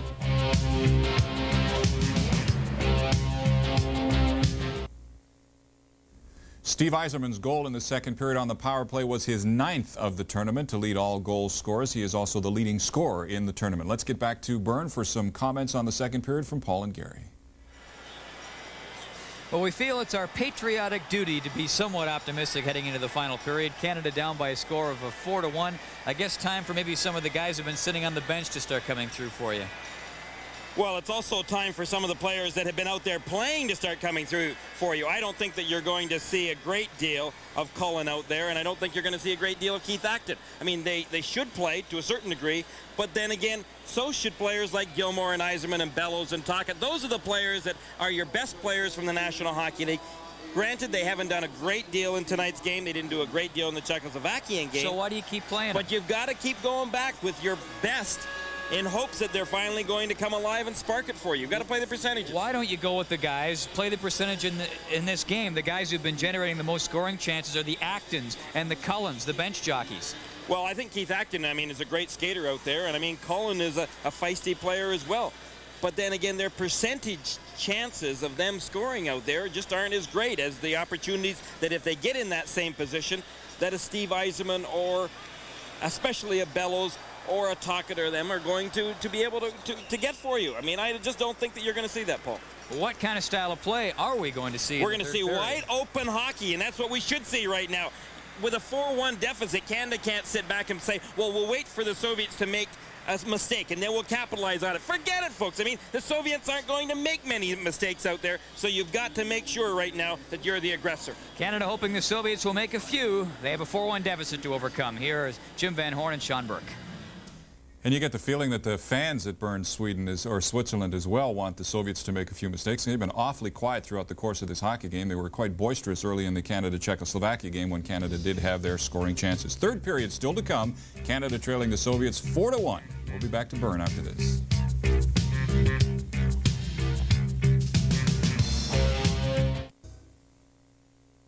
And so it comes down to one period. Canada needs a victory against the Soviet Union to keep their gold medal hopes alive. They trail 4-1 and need at least 4 goals.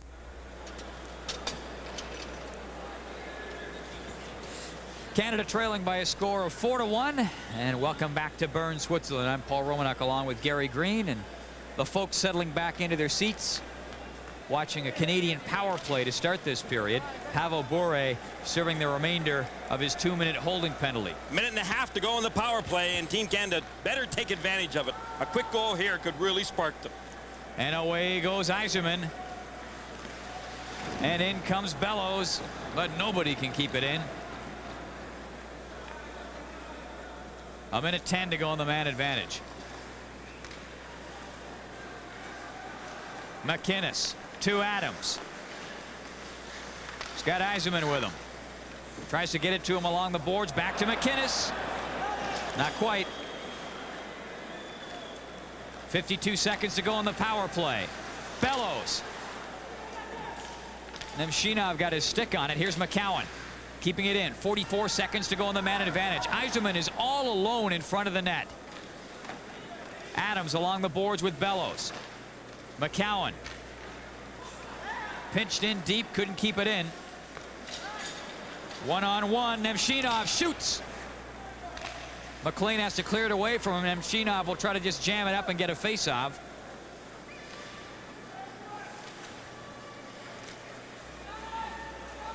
.15 seconds to go on the power play for Team Canada. The Soviets will stay down in that corner all night long and just keep ticking the clock away. Only 12 seconds remaining on Canada's power play.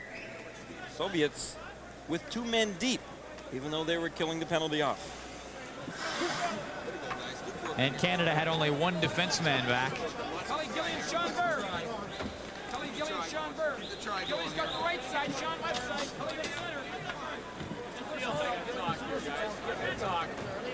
I got talk here, boys. Come on.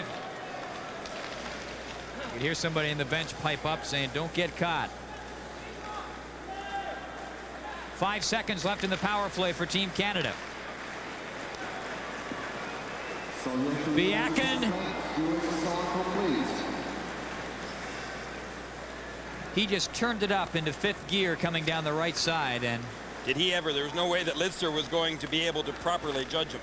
Bure stopped by Lidster.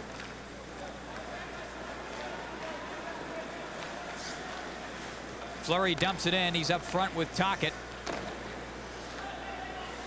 And Murray Craven.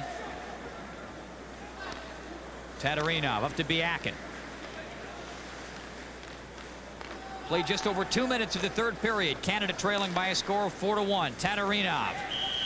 Offside called on the Soviets. See, that's a problem too, and Dave King talked about it before the game, is that the NHL players playing here on Team Canada aren't aware of the individual skill levels enough. Sure, they are of a Makarov or a Fedosov and even a Priakin, but they don't know the players like Tatarinov. And you can bet that there's no way that Doug Lidster realized that Biakin had that type of a breakaway speed, because he was just judging him on a one-on-one and relying on him being able to keep up to Biakin. All of a sudden, Biakin just blew away from him. Rick Green clears it in. Sean Burr trying to quick pass it in front. Burr back at the line. Couldn't keep it in. Burr up front with Gilmore and Cullen. Priakin in there now for the Soviets. Back to Kravchuk. Shoots. Kirk McLean out to cut down the angle. Since coming into the game in the end of the 1st period, Kirk McLean has played very well. He stood up, covered the angles well. He has faced 11 shots in the game and hasn't given up a goal. Artur Irbe has only faced 10 shots, none so far here in the 3rd period. And Bob Essenja faced 10 shots and gave up 4 goals.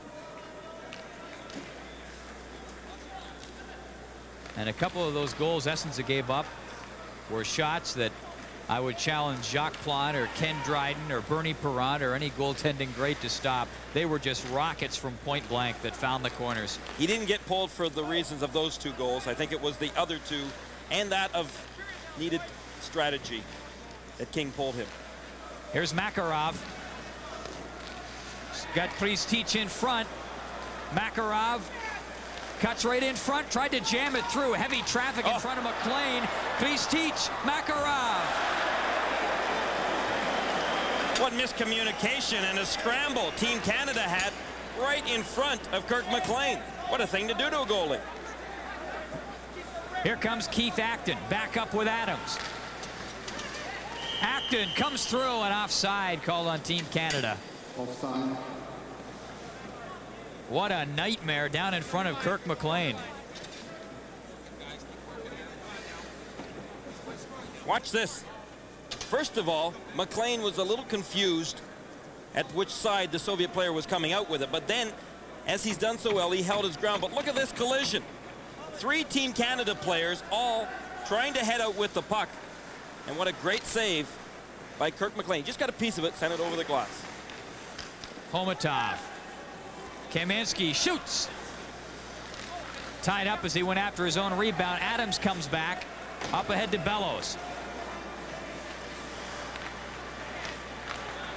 Lidster waits for Bellows to get onside. Here's the pass for Adams, trying to come through. And I thought everybody got out. The linesman obviously didn't. Gus Adams didn't think that the referee made the right call, or the linesman, I should say.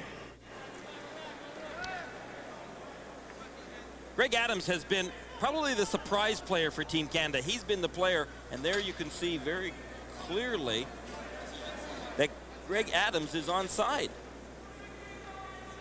Everybody got out, and then Adams headed back in cleanly. That right leg of Adams, that right skate, was definitely on the blue line when that puck was crossing.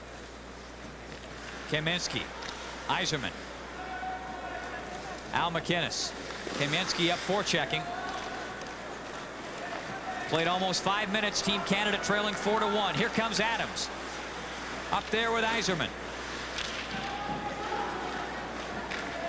Lead pass. Homatov shoots. Scores.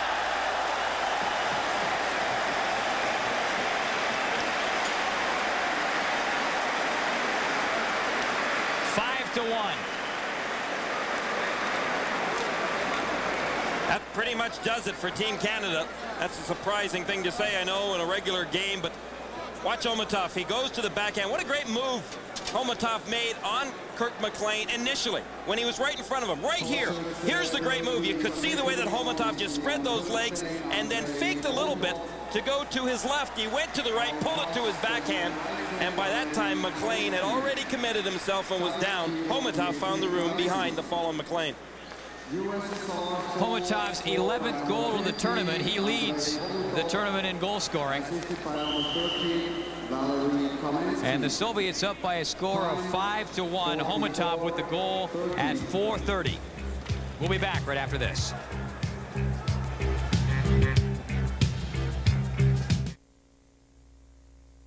Listen, Harold, if this doesn't get to Toronto by 10:30, we're going to lose our shirts. Next time, send it Federal Express. This is very important. If Benson doesn't get this by 10:30, he'll go crazy. Next time, send it Federal Express. Craven along the boards, back to Coffey, shoots. That was tipped off a skate, just hit the side of the net. Soviets up 5-1.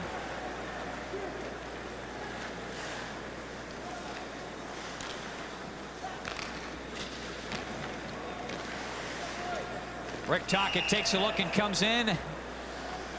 And Fleury couldn't get out. Offside called on Team Canada. Well, Fleury's upset because he was interfered with at the blue line. And in his books, there should have been an interference call. Watch right there. Right at the top of your screen, Theron Fleury was interfered with as he was trying to get back out so as the play would be onside.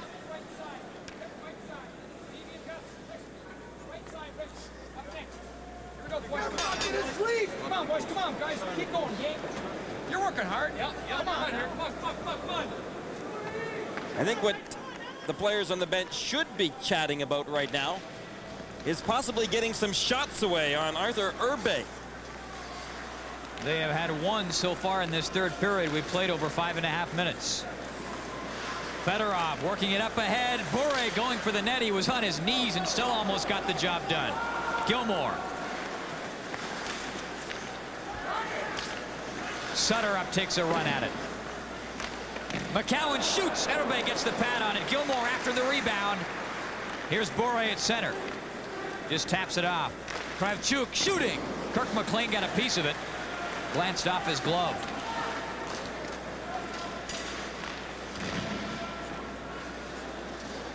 John Cullen back for Team Canada.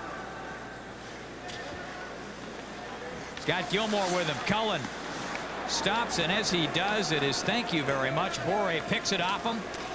He's got Biakin trailing. Bure dumped on the play, losing his balance. Puck cleared up ahead now to Tocchet.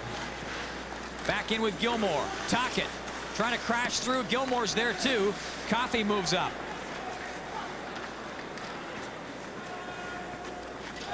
And Biakin coming down with that speed.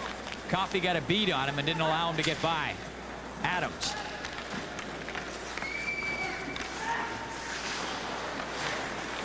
Sergei Pryakin for the Soviets. Great puck control by the Soviet players. We've played 7 minutes of the third period, and Team Canada down by a score of 5-1. The Soviets scoring 4 goals in the first period. Here's Adams. Stopped by Erbe. Rebound. Coffey shooting. That's stopped too. Lidster. Back of the net. Tocchet trying to get it in front, and Erbe will hang on. Canada finally getting some chances, but Erbe, who has played well, simply takes it away from them. What a great save he made on that one, and he continued to get right back up and make other saves as Tocchet threw it out in front of the net. Erbe, however, deflected it right to Paul Coffey. Coffey, watch. He was looking for that space. Erbe just waited him out. And Greg Adams had a chance as well, going to the net. Rick Tocchet doing a good job of forechecking, but Erbe, first time he's really been tested in this game, I think. And he came up big, the Soviet goaltender. Tatarinov getting it out to center. Komatov. Penalty coming up on Team Canada as Homatov was dumped, and Fleury comes right over as McInnes heads to the penalty box. Fleury back trying to goad the Soviets into taking a retaliatory penalty. Watch out, McInnes. Right there, he hacks away, and that hacking is earning him a trip to the penalty box again in tonight's game for slashing.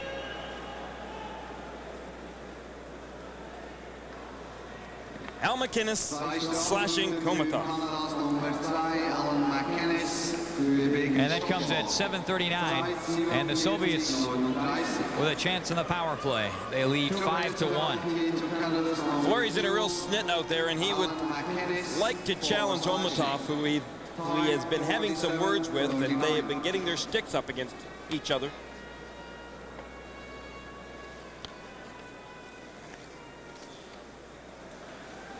Rick Green out there with McCowan, Sutter and Acton up front to kill off the Soviet power play. You know what Dave King likes about Rick Green, other than his great abilities defensively? Also his abilities to have the patience when he gets cranked, hit really hard. He doesn't retaliate. He just waits. He waits for his opportunity. That fits in well with King's style of play here in international hockey. Kamensky back to the line. Here's Kamensky. Across, Homatov fires it just wide.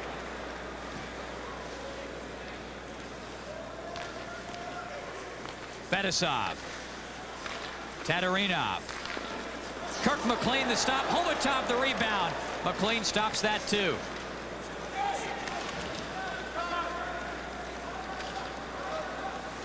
And Rick Green gets it out with 1 minute and 10 seconds left in the power play for the Soviets. 5-1, the Soviets leading Team Canada. Fedosov drops it off. Nemchinov couldn't handle it.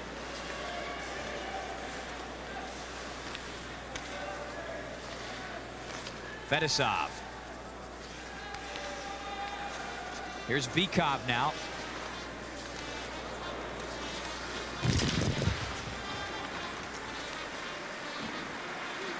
Green just took his man out behind the net, along the boards, gained possession of the puck, and then just slipped it out of the zone.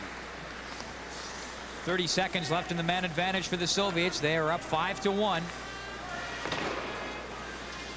Game 2 of the medal round for both these teams at the World Championships. Gusarov with a shot.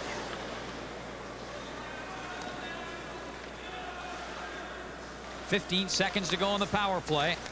Davidov scores.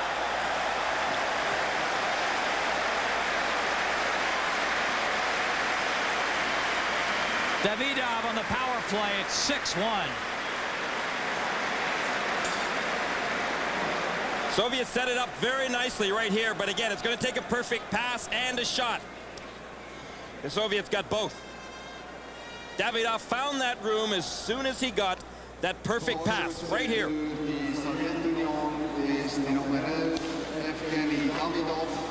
Just a great give and go. Davidov worked it into the corner, went for the net, got the return pass, and boom. Hello, top corner. 6-1. Bellows in front, tied up on the play by Byakin.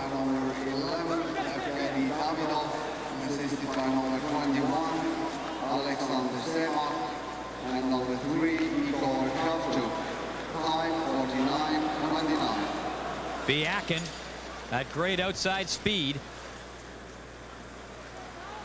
John Cullen.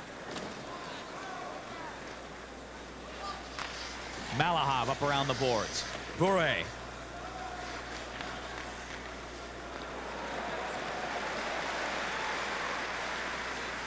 Fedorov shoots. Kirk McLean guiding that away. McCowan with the rebound in the corner. Played 10-20. Canada down 6-1. Here's Bure. Pulled down by Petit, and Michel Petit will head off. And the Soviets will get another power play. It's 6-1. You're watching the World Hockey Championships on TSN.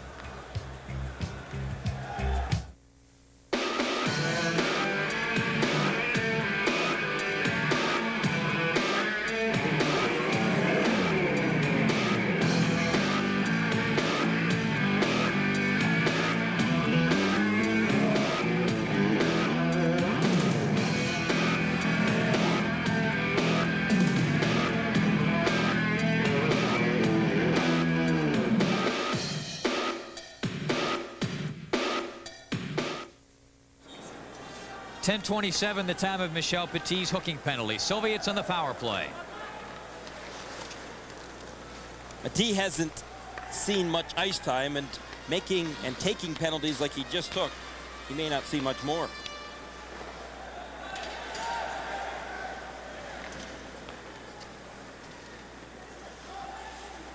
Keith Acton up to McCowan, off the boards now to Sutter. The other defenseman is Lidster. Acton, a backhand shot, trying to fly in. Erbay gets decked after the shot.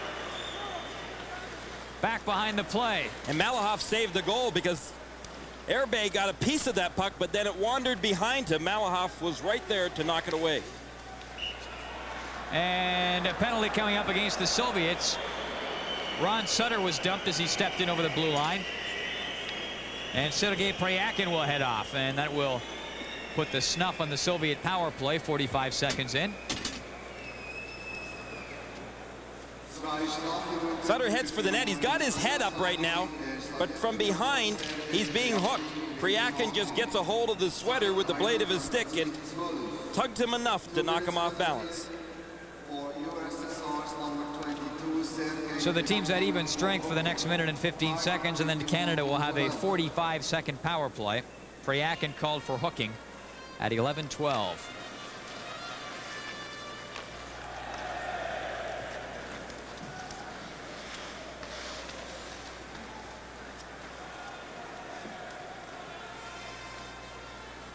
Tatarinov, back to Fedosov, Kirk McLean. Solid stop. As the roof continues to crumble inward.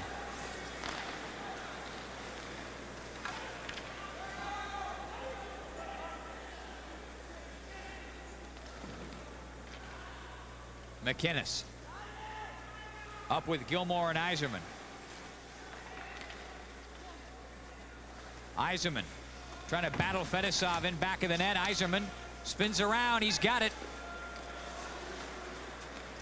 McInnes breaking in, cuts right in front. McInnes still across to Yzerman. Off his stick. That just pretty much sums it up offensively for Team Canada as well. In the past 2 games, the chances they've had like that in front of the net, they haven't been able to capitalize on. They haven't looked very smooth. Homatov to Kaminsky. Fedosov now. Centers it right in front. Kaminsky almost clicked on that. Team Canada now working for play.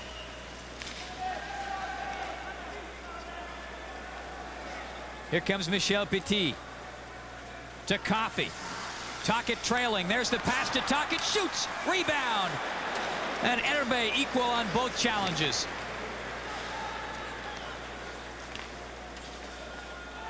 Canada's opportunities have been few. Give Arthur Erbe a lot of credit. He hasn't really been in this game and has come up with big stops. Fleury drills one in and Erbe makes another one. And Fleury charged the net and right at Erbe, and of course Tocchet was right behind him. What Canada don't want to do right now when this game is way out of hand on the scoreboard 6-1 is embarrass themselves by taking some bad penalties and by causing any fights right now that would be very unnecessary on their part.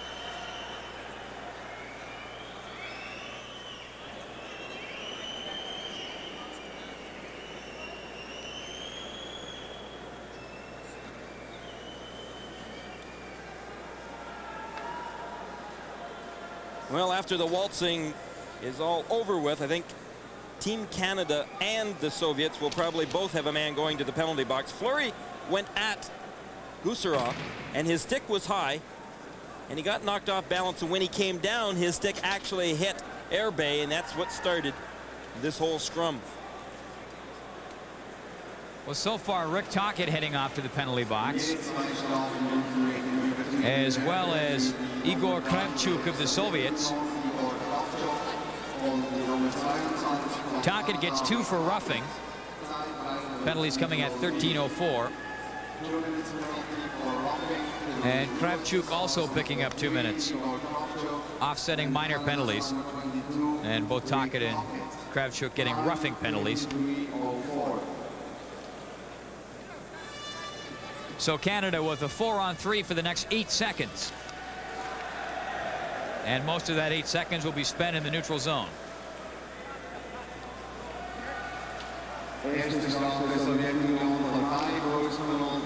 Teams back at even strength. Here comes McCowan. Shoots. Oh. Erbe got a piece of that, but it went right through the other side and somehow just missed going into the net.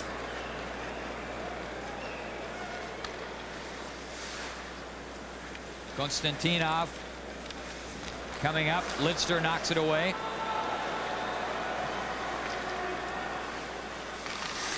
Bellows turned to tee it up, and Konstantinov was right there.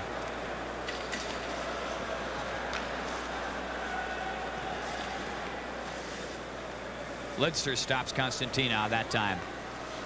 McCowan lets it go for Yzerman. The pass up over 2 lines. And that gets the whistle. We played 13:59 of the 3rd period. 1:05 remaining in the offsetting minors to Tocchet and Kravchuk. Well, so what this sets up for Wednesday then, Paul, is a good opportunity for the Soviets once again, of course, to come up with the gold medal. And after the preliminary round, it was Team Canada, Rick Tocchet and Team Canada, that were the favored team to win the gold medal. Boy, how that has changed quickly. Well, it brings up an interesting point. It's sort of a microcosm of the NHL season, where I think it was Mike Keenan who developed the strategy a couple of years ago of doing well enough during the regular season to qualify for the playoffs and then gearing your season towards the postseason. Here, your record from the round robin is not carried over into the medal round. So if you just qualify for the medal round, hey, why not? But they call that the Al Eagleson rule. It was Canada that wanted that change, and they forced the change a few years ago. Curtis Leschyshyn decking Fedorov in the corner. This is Leschyshyn's first shift of the game. He'll come over and belt Fedorov again along the boards and rough him up afterwards, and Leschyshyn gets one shift, and he will get one penalty. A roughing call, not surprisingly, considering the way he was going over Fedorov along the boards. Well, just a reminder, this coming summer out in Calgary, some of the finest hockey minds in the world will get together at the International Coaches Seminar, sponsored by the Canadian International Hockey Committee. The dates are June the 14th to 17th in Calgary. And if you're interested, then contact the Hockey Canada office in Calgary. Curtis Leschyshyn off for roughing at 14:40. And the Soviets will have a 4-on-3 man advantage for 24 seconds. Curtis Leschyshyn played in the pre-tournament games last year for Team Canada, but did not make the final cut.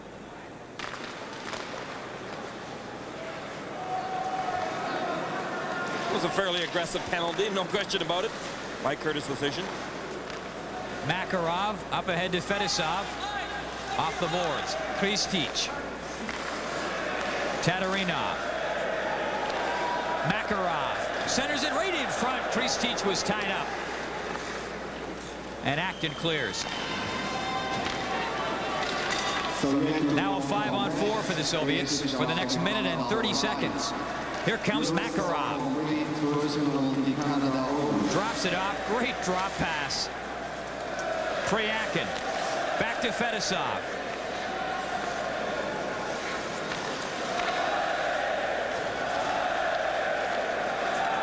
Rick Tocchet breaking it up. Acton bursts up the middle. There's the pass, and Acton not quite enough to pull away from Fedosov. Well, Fedosov wasn't quite close enough for Acton to be able to draw that penalty either, and he tried hard to take a little dive right there, but Dag Olsen wasn't going to fall for it. Kristich breaks in, centers it in front for Priakin. Here's Priakin in the corner now. 45 seconds left in the power play.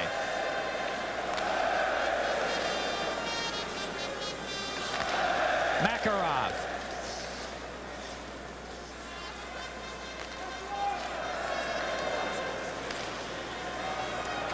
.30 seconds left in the power play. You know, a key component if you're going to play that small tight box is making sure you don't commit yourself going down on one knee and trying to block the pass. It just becomes a 5-on-3 when you do that. Priakin battling in there with McInnes. And McInnes holding his own. Kristich. And the puck cleared up over the boards and out of play along the far side with 2 seconds left in the man advantage for the Soviets. Al McInnes just gave one of the Soviet players a pretty rough ride going along the bench, and it was Kristich that he nailed heavily right along the hash marks on the boards, and Kristich limped a little bit going to the bench. Tikhonov's pretty cool and calm right now. He should be. 6-1 lead for the Soviets. It's a little over 3 minutes left in this game. Teams back at even strength. Kravchuk losing it. Gilmore all set to take off. Craven will carry it in. And a penalty coming up against the Soviets. And things start to grind slower and slower. 6-1, the Soviets lead Team Canada. You're watching the World Hockey Championships on TSN. There is a shoe that truly is special. It's found in a place where your satisfaction is guaranteed. It's a shoe that can give you the advantage. It's technically advanced. It's a shoe engineered to take it. It delivers a message. It's designed for optimum performance. It's a night from National Sports Center, where your fun starts with us, guaranteed. Team Canada on the power play. Gilmore works it in, shoots. Herbe the stop. And Gilmore takes another poke at it. Bellows there too.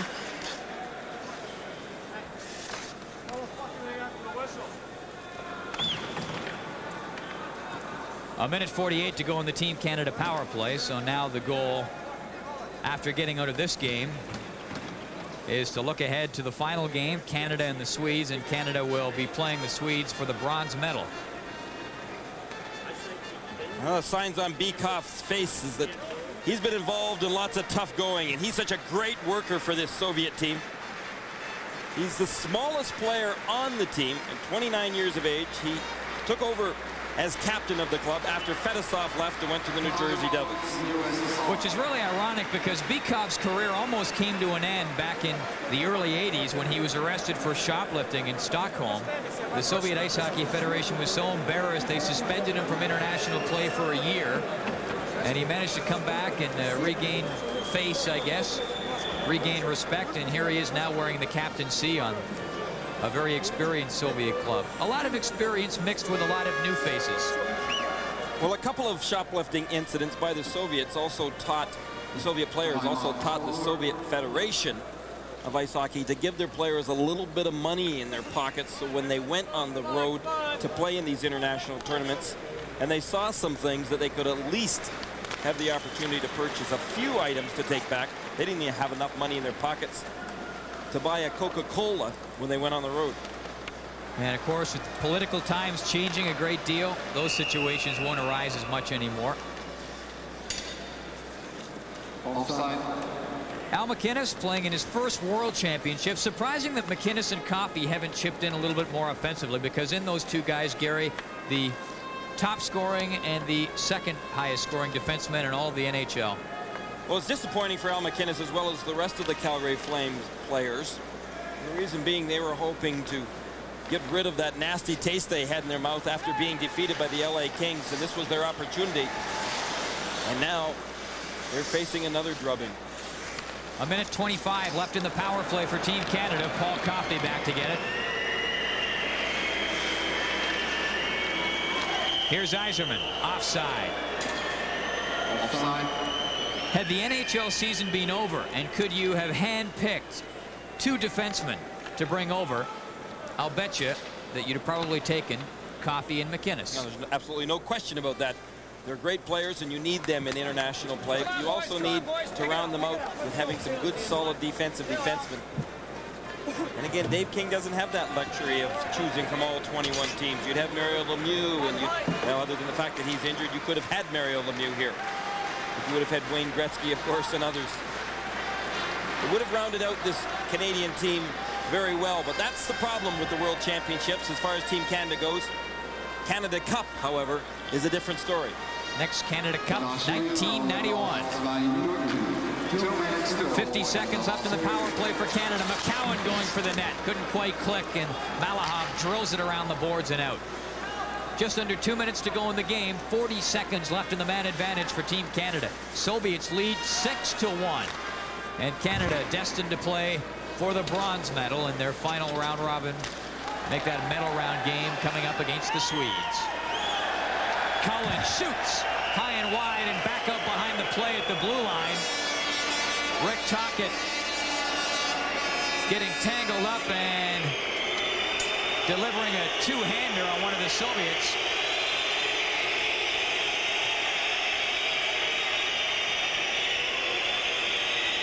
That was Vladimir Konstantinov who Tocchet tattooed. Now Konstantinov then grabbed hold of Tocchet's leg and pulled him down right on top of him, so he was asking for trouble. Tocchet just took the helmet right off him and threw it down. Holy fuck!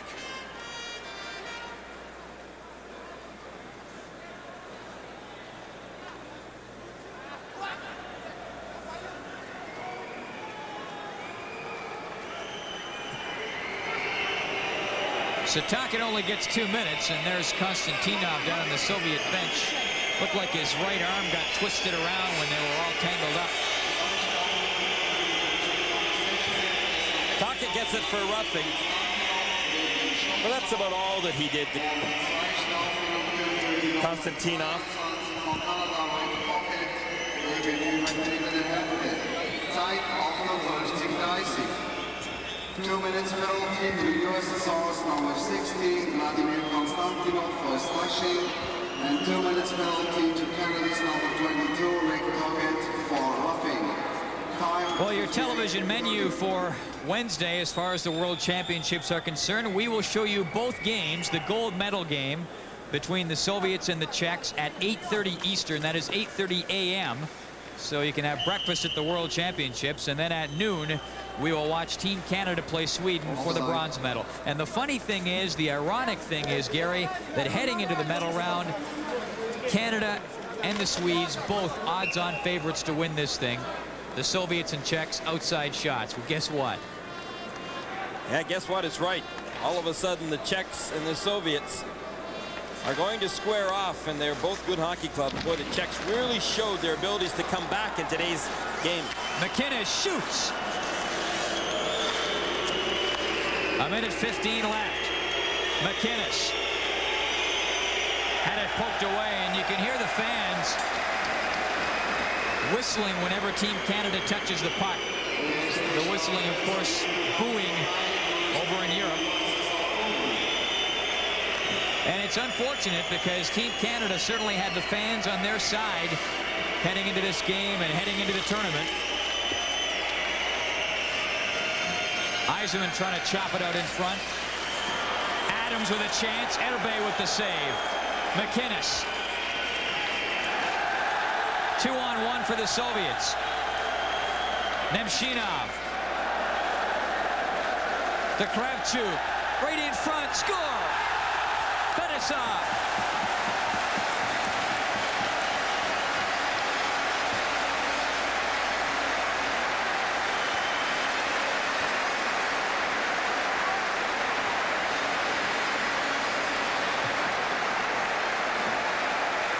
A 2-on-1 quickly turned in to a 4-on-3, and Fetisov was the trailer coming up, and he does that as well as, or better than anyone in hockey. The late man coming up, and all of a sudden that pass goes back, and boom, the guy's free, and he walks in. Fetisov gets the goal, and it comes at 19:28. The Soviets up by a score of 7-1.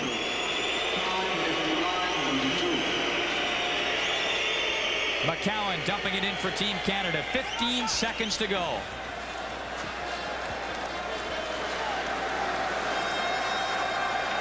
So the Soviets will go on to play the Czechs for the gold.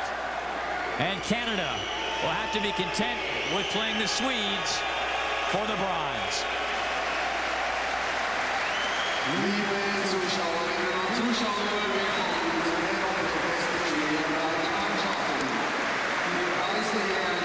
And once again, Victor Tikhonov will take his club into a game gunning for the World Hockey Championship.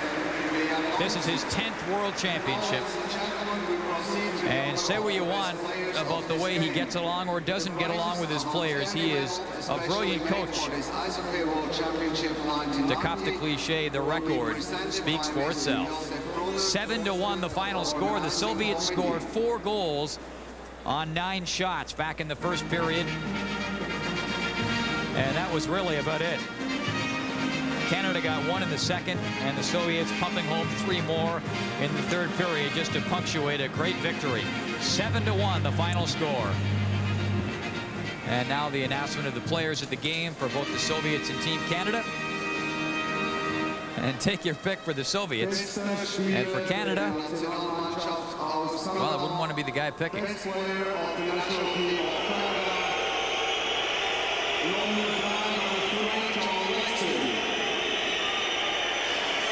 And the fans continuing to boo Team Canada as a result of some unnecessary roughness at the end of the game. In particular, Rick Tackett, who took a chop at the fine Soviet defenseman Vladimir Konstantinov. Doug Lidster, the player of the game for Team Canada.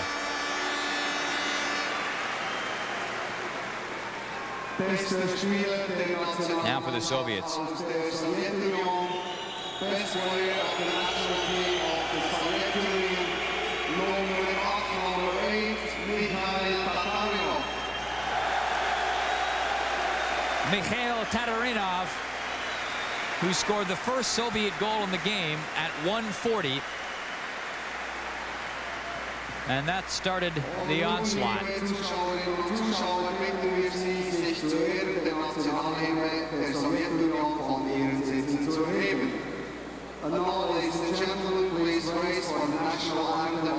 And now the national anthem of the victorious Soviet Union.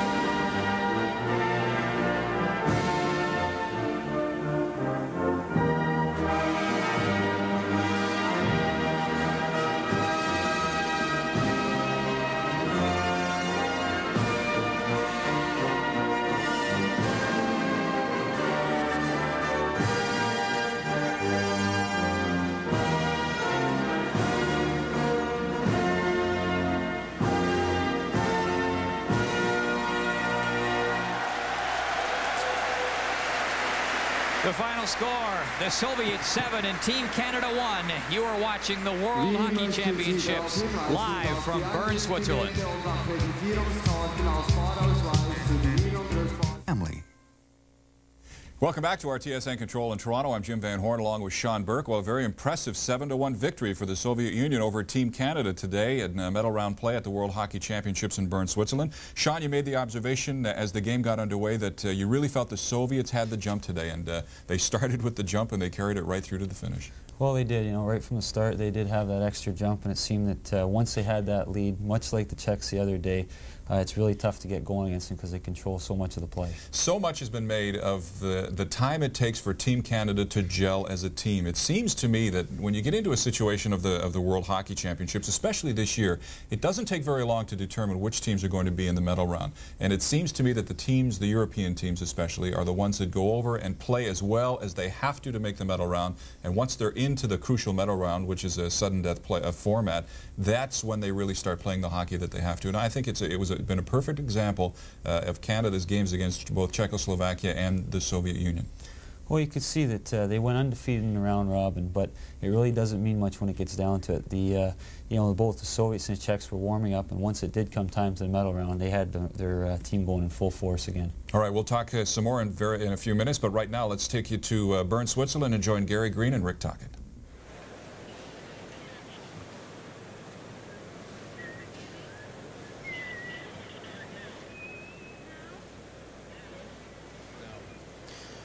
Rick, your team got off to a slow start today, mostly because of those 2 quick goals by the Soviets, and it's a tough team to get down against early. Yeah, when you're down early and they get power plays, many of them of that is, it's tough to kill off. You know, we got a good penalty killing unit, but it's tough to score when you're man down. How much have injuries played a factor in these last couple of games? I know that you've been playing hurt as well as many of your teammates. Well, you know, you got to learn to play hurt. You know, I think we might have peaked too early. You know, we were 10-0 there. We were on exhibition games, and it just seemed like these guys were playing possum, you know, and, you know, injuries, sure. You know, I think the major one was Paul Coffey with the bad hand. You know, when he can't shoot, that's a big part of our offense. What about that preliminary round? I mean, you and Team Sweden going into this gold medal round were really the favorites, and both of the clubs have experienced the most difficulties. Yeah, it's kind of difficult the way the setup they have. You know, you can peak too early. You know, we played 3 games that really didn't mean much, and you know, we wanted to win so bad, and then you know, we weren't prepared against Czechs, and tonight, you know, we got behind the 8 ball, and it's just within 3 days you go from first to last. It seems like. World Championships and Canada Cup, there's a big difference. With Canada Cup, you've got an opportunity to prepare well in advance. You're rested. But the World Championships, they've got to be a lot tougher on the National Hockey League players coming over here in Team Canada and Team USA because of the long NHL season. Well, definitely. You know, just they add players as players come over. You know, they switch lines. You know, week before, and it's tough. You know, it's tough on the you know, Al Eagles and them. They have to choose and pick guys, and you mismatch guys right away. And the Canada Cup, you know, we had 6 weeks to prepare, and you know, that's when you get the Gretzkys and Lemieux, and you know, that's where I really think Canada comes through. What about just the fact of being away from home for so long? I mean, you as players in the National Hockey League, you have to be faced with that long travel schedule, and you are away from home a great deal, and then you come over here. All of the exhibition games that you play even before the World Championships, by this time this week, do you get to the point where you don't want to see another hockey puck? I don't know about that. I don't know if I'm a European person. No, we've been in Czechoslovakia, we're in West Germany, and you know, it's kind of nice, but it's been a long haul for about 12 of us. You know, we've made the sacrifice, but then again, you know, it's a privilege to wear the Canada uniform and to try your best. And I thought we tried our best, and we just got behind the 8 ball. Well, Rick Tocchet, that's something that you've always been known for, trying your best. Thank you very much for all the cooperation that you've given us through this World Championships. That's great. All right, thank you very much, Gary Green and Rick Tocchet. We'll take a break and come back with more as our live coverage of the World Hockey Championships from Bern, Switzerland continues in a moment. Will be made to amateur sports on behalf of TSN, and Apple Auto Glass saves you money on stone chip windshield repairs. Well, what appeared to be a chance at a gold medal for Team Canada has faded very, very quickly with losses to both Team Czechoslovakia and the Soviet Union. 7-1 the loss this afternoon over in Europe, Sean, and the best Team Canada can do now is a bronze medal if they beat Sweden. Well, what it comes down to now is a matter of pride. You know, you're going to be playing against a team, Sweden. It has a lot of players who play in the NHL as well. And these guys don't want to go back next year to start the season having lost to those guys. Are you surprised at the turn of the events, the way things have unfolded? As the guys mentioned from Bern, that Canada and Sweden were favored for the gold medal, and all of a sudden the tables have completely switched? Well, you never do know about the Soviets and the Czechs. No matter how much they say that, you know, they're not going to win it this year or they're not prepared or whatever, you always find it comes down to the big games. They're always there. All right, Sean, thank you very much. Let's take you back to Bern now and join Paul Romanek and Gary Green. The most disappointing thing, I think, Gary, from a Canadian fan's point of view, is that they weren't even in they were in it for 1 minute and 40 seconds. Well, there's no question about that. But again, as we know so well, Paul, that if you get down against a great Soviet team, early in a hockey game, anytime during a hockey game, it's tough to come back. But right now, at least the Canadians can try to pull this thing out, at least with a medal, because they can win a bronze medal, provided that they can beat Sweden in Wednesday's game. You know what I liked about that interview you did with Rick Tocchet? You brought up the aspect of injuries, and he refused to use it as an excuse. Well, I think that's typical National Hockey League players. They're not going to use injuries as an excuse, and nor should they, because, again, as we point out through the course of the game, injuries can apply to both teams, and there is no doubt that some of the Soviet players were hurt as well. However, the injuries that you carry forward from an 80-game season in the National Hockey League, plus as some players had in the first round of playoffs, makes a little bit of a difference. The Soviets don't have quite that tough a schedule. Injuries, whatever, something made a difference in Canada losing by a score of 7-1 against the Soviets. They will play for the bronze. Back to Jim Van Horn and Sean Burke.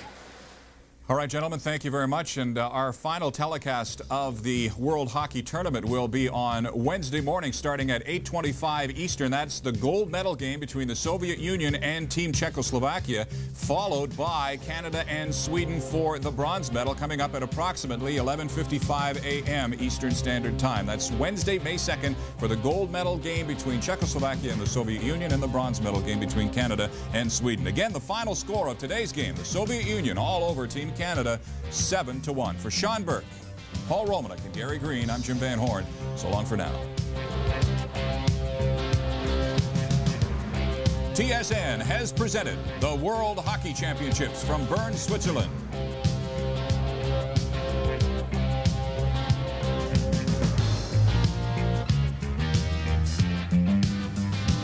Brought to you by Air Canada, the airline that goes above and beyond.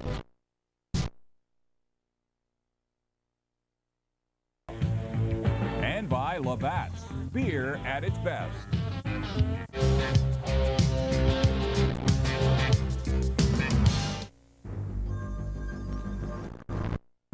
You're watching TSN, the sports network.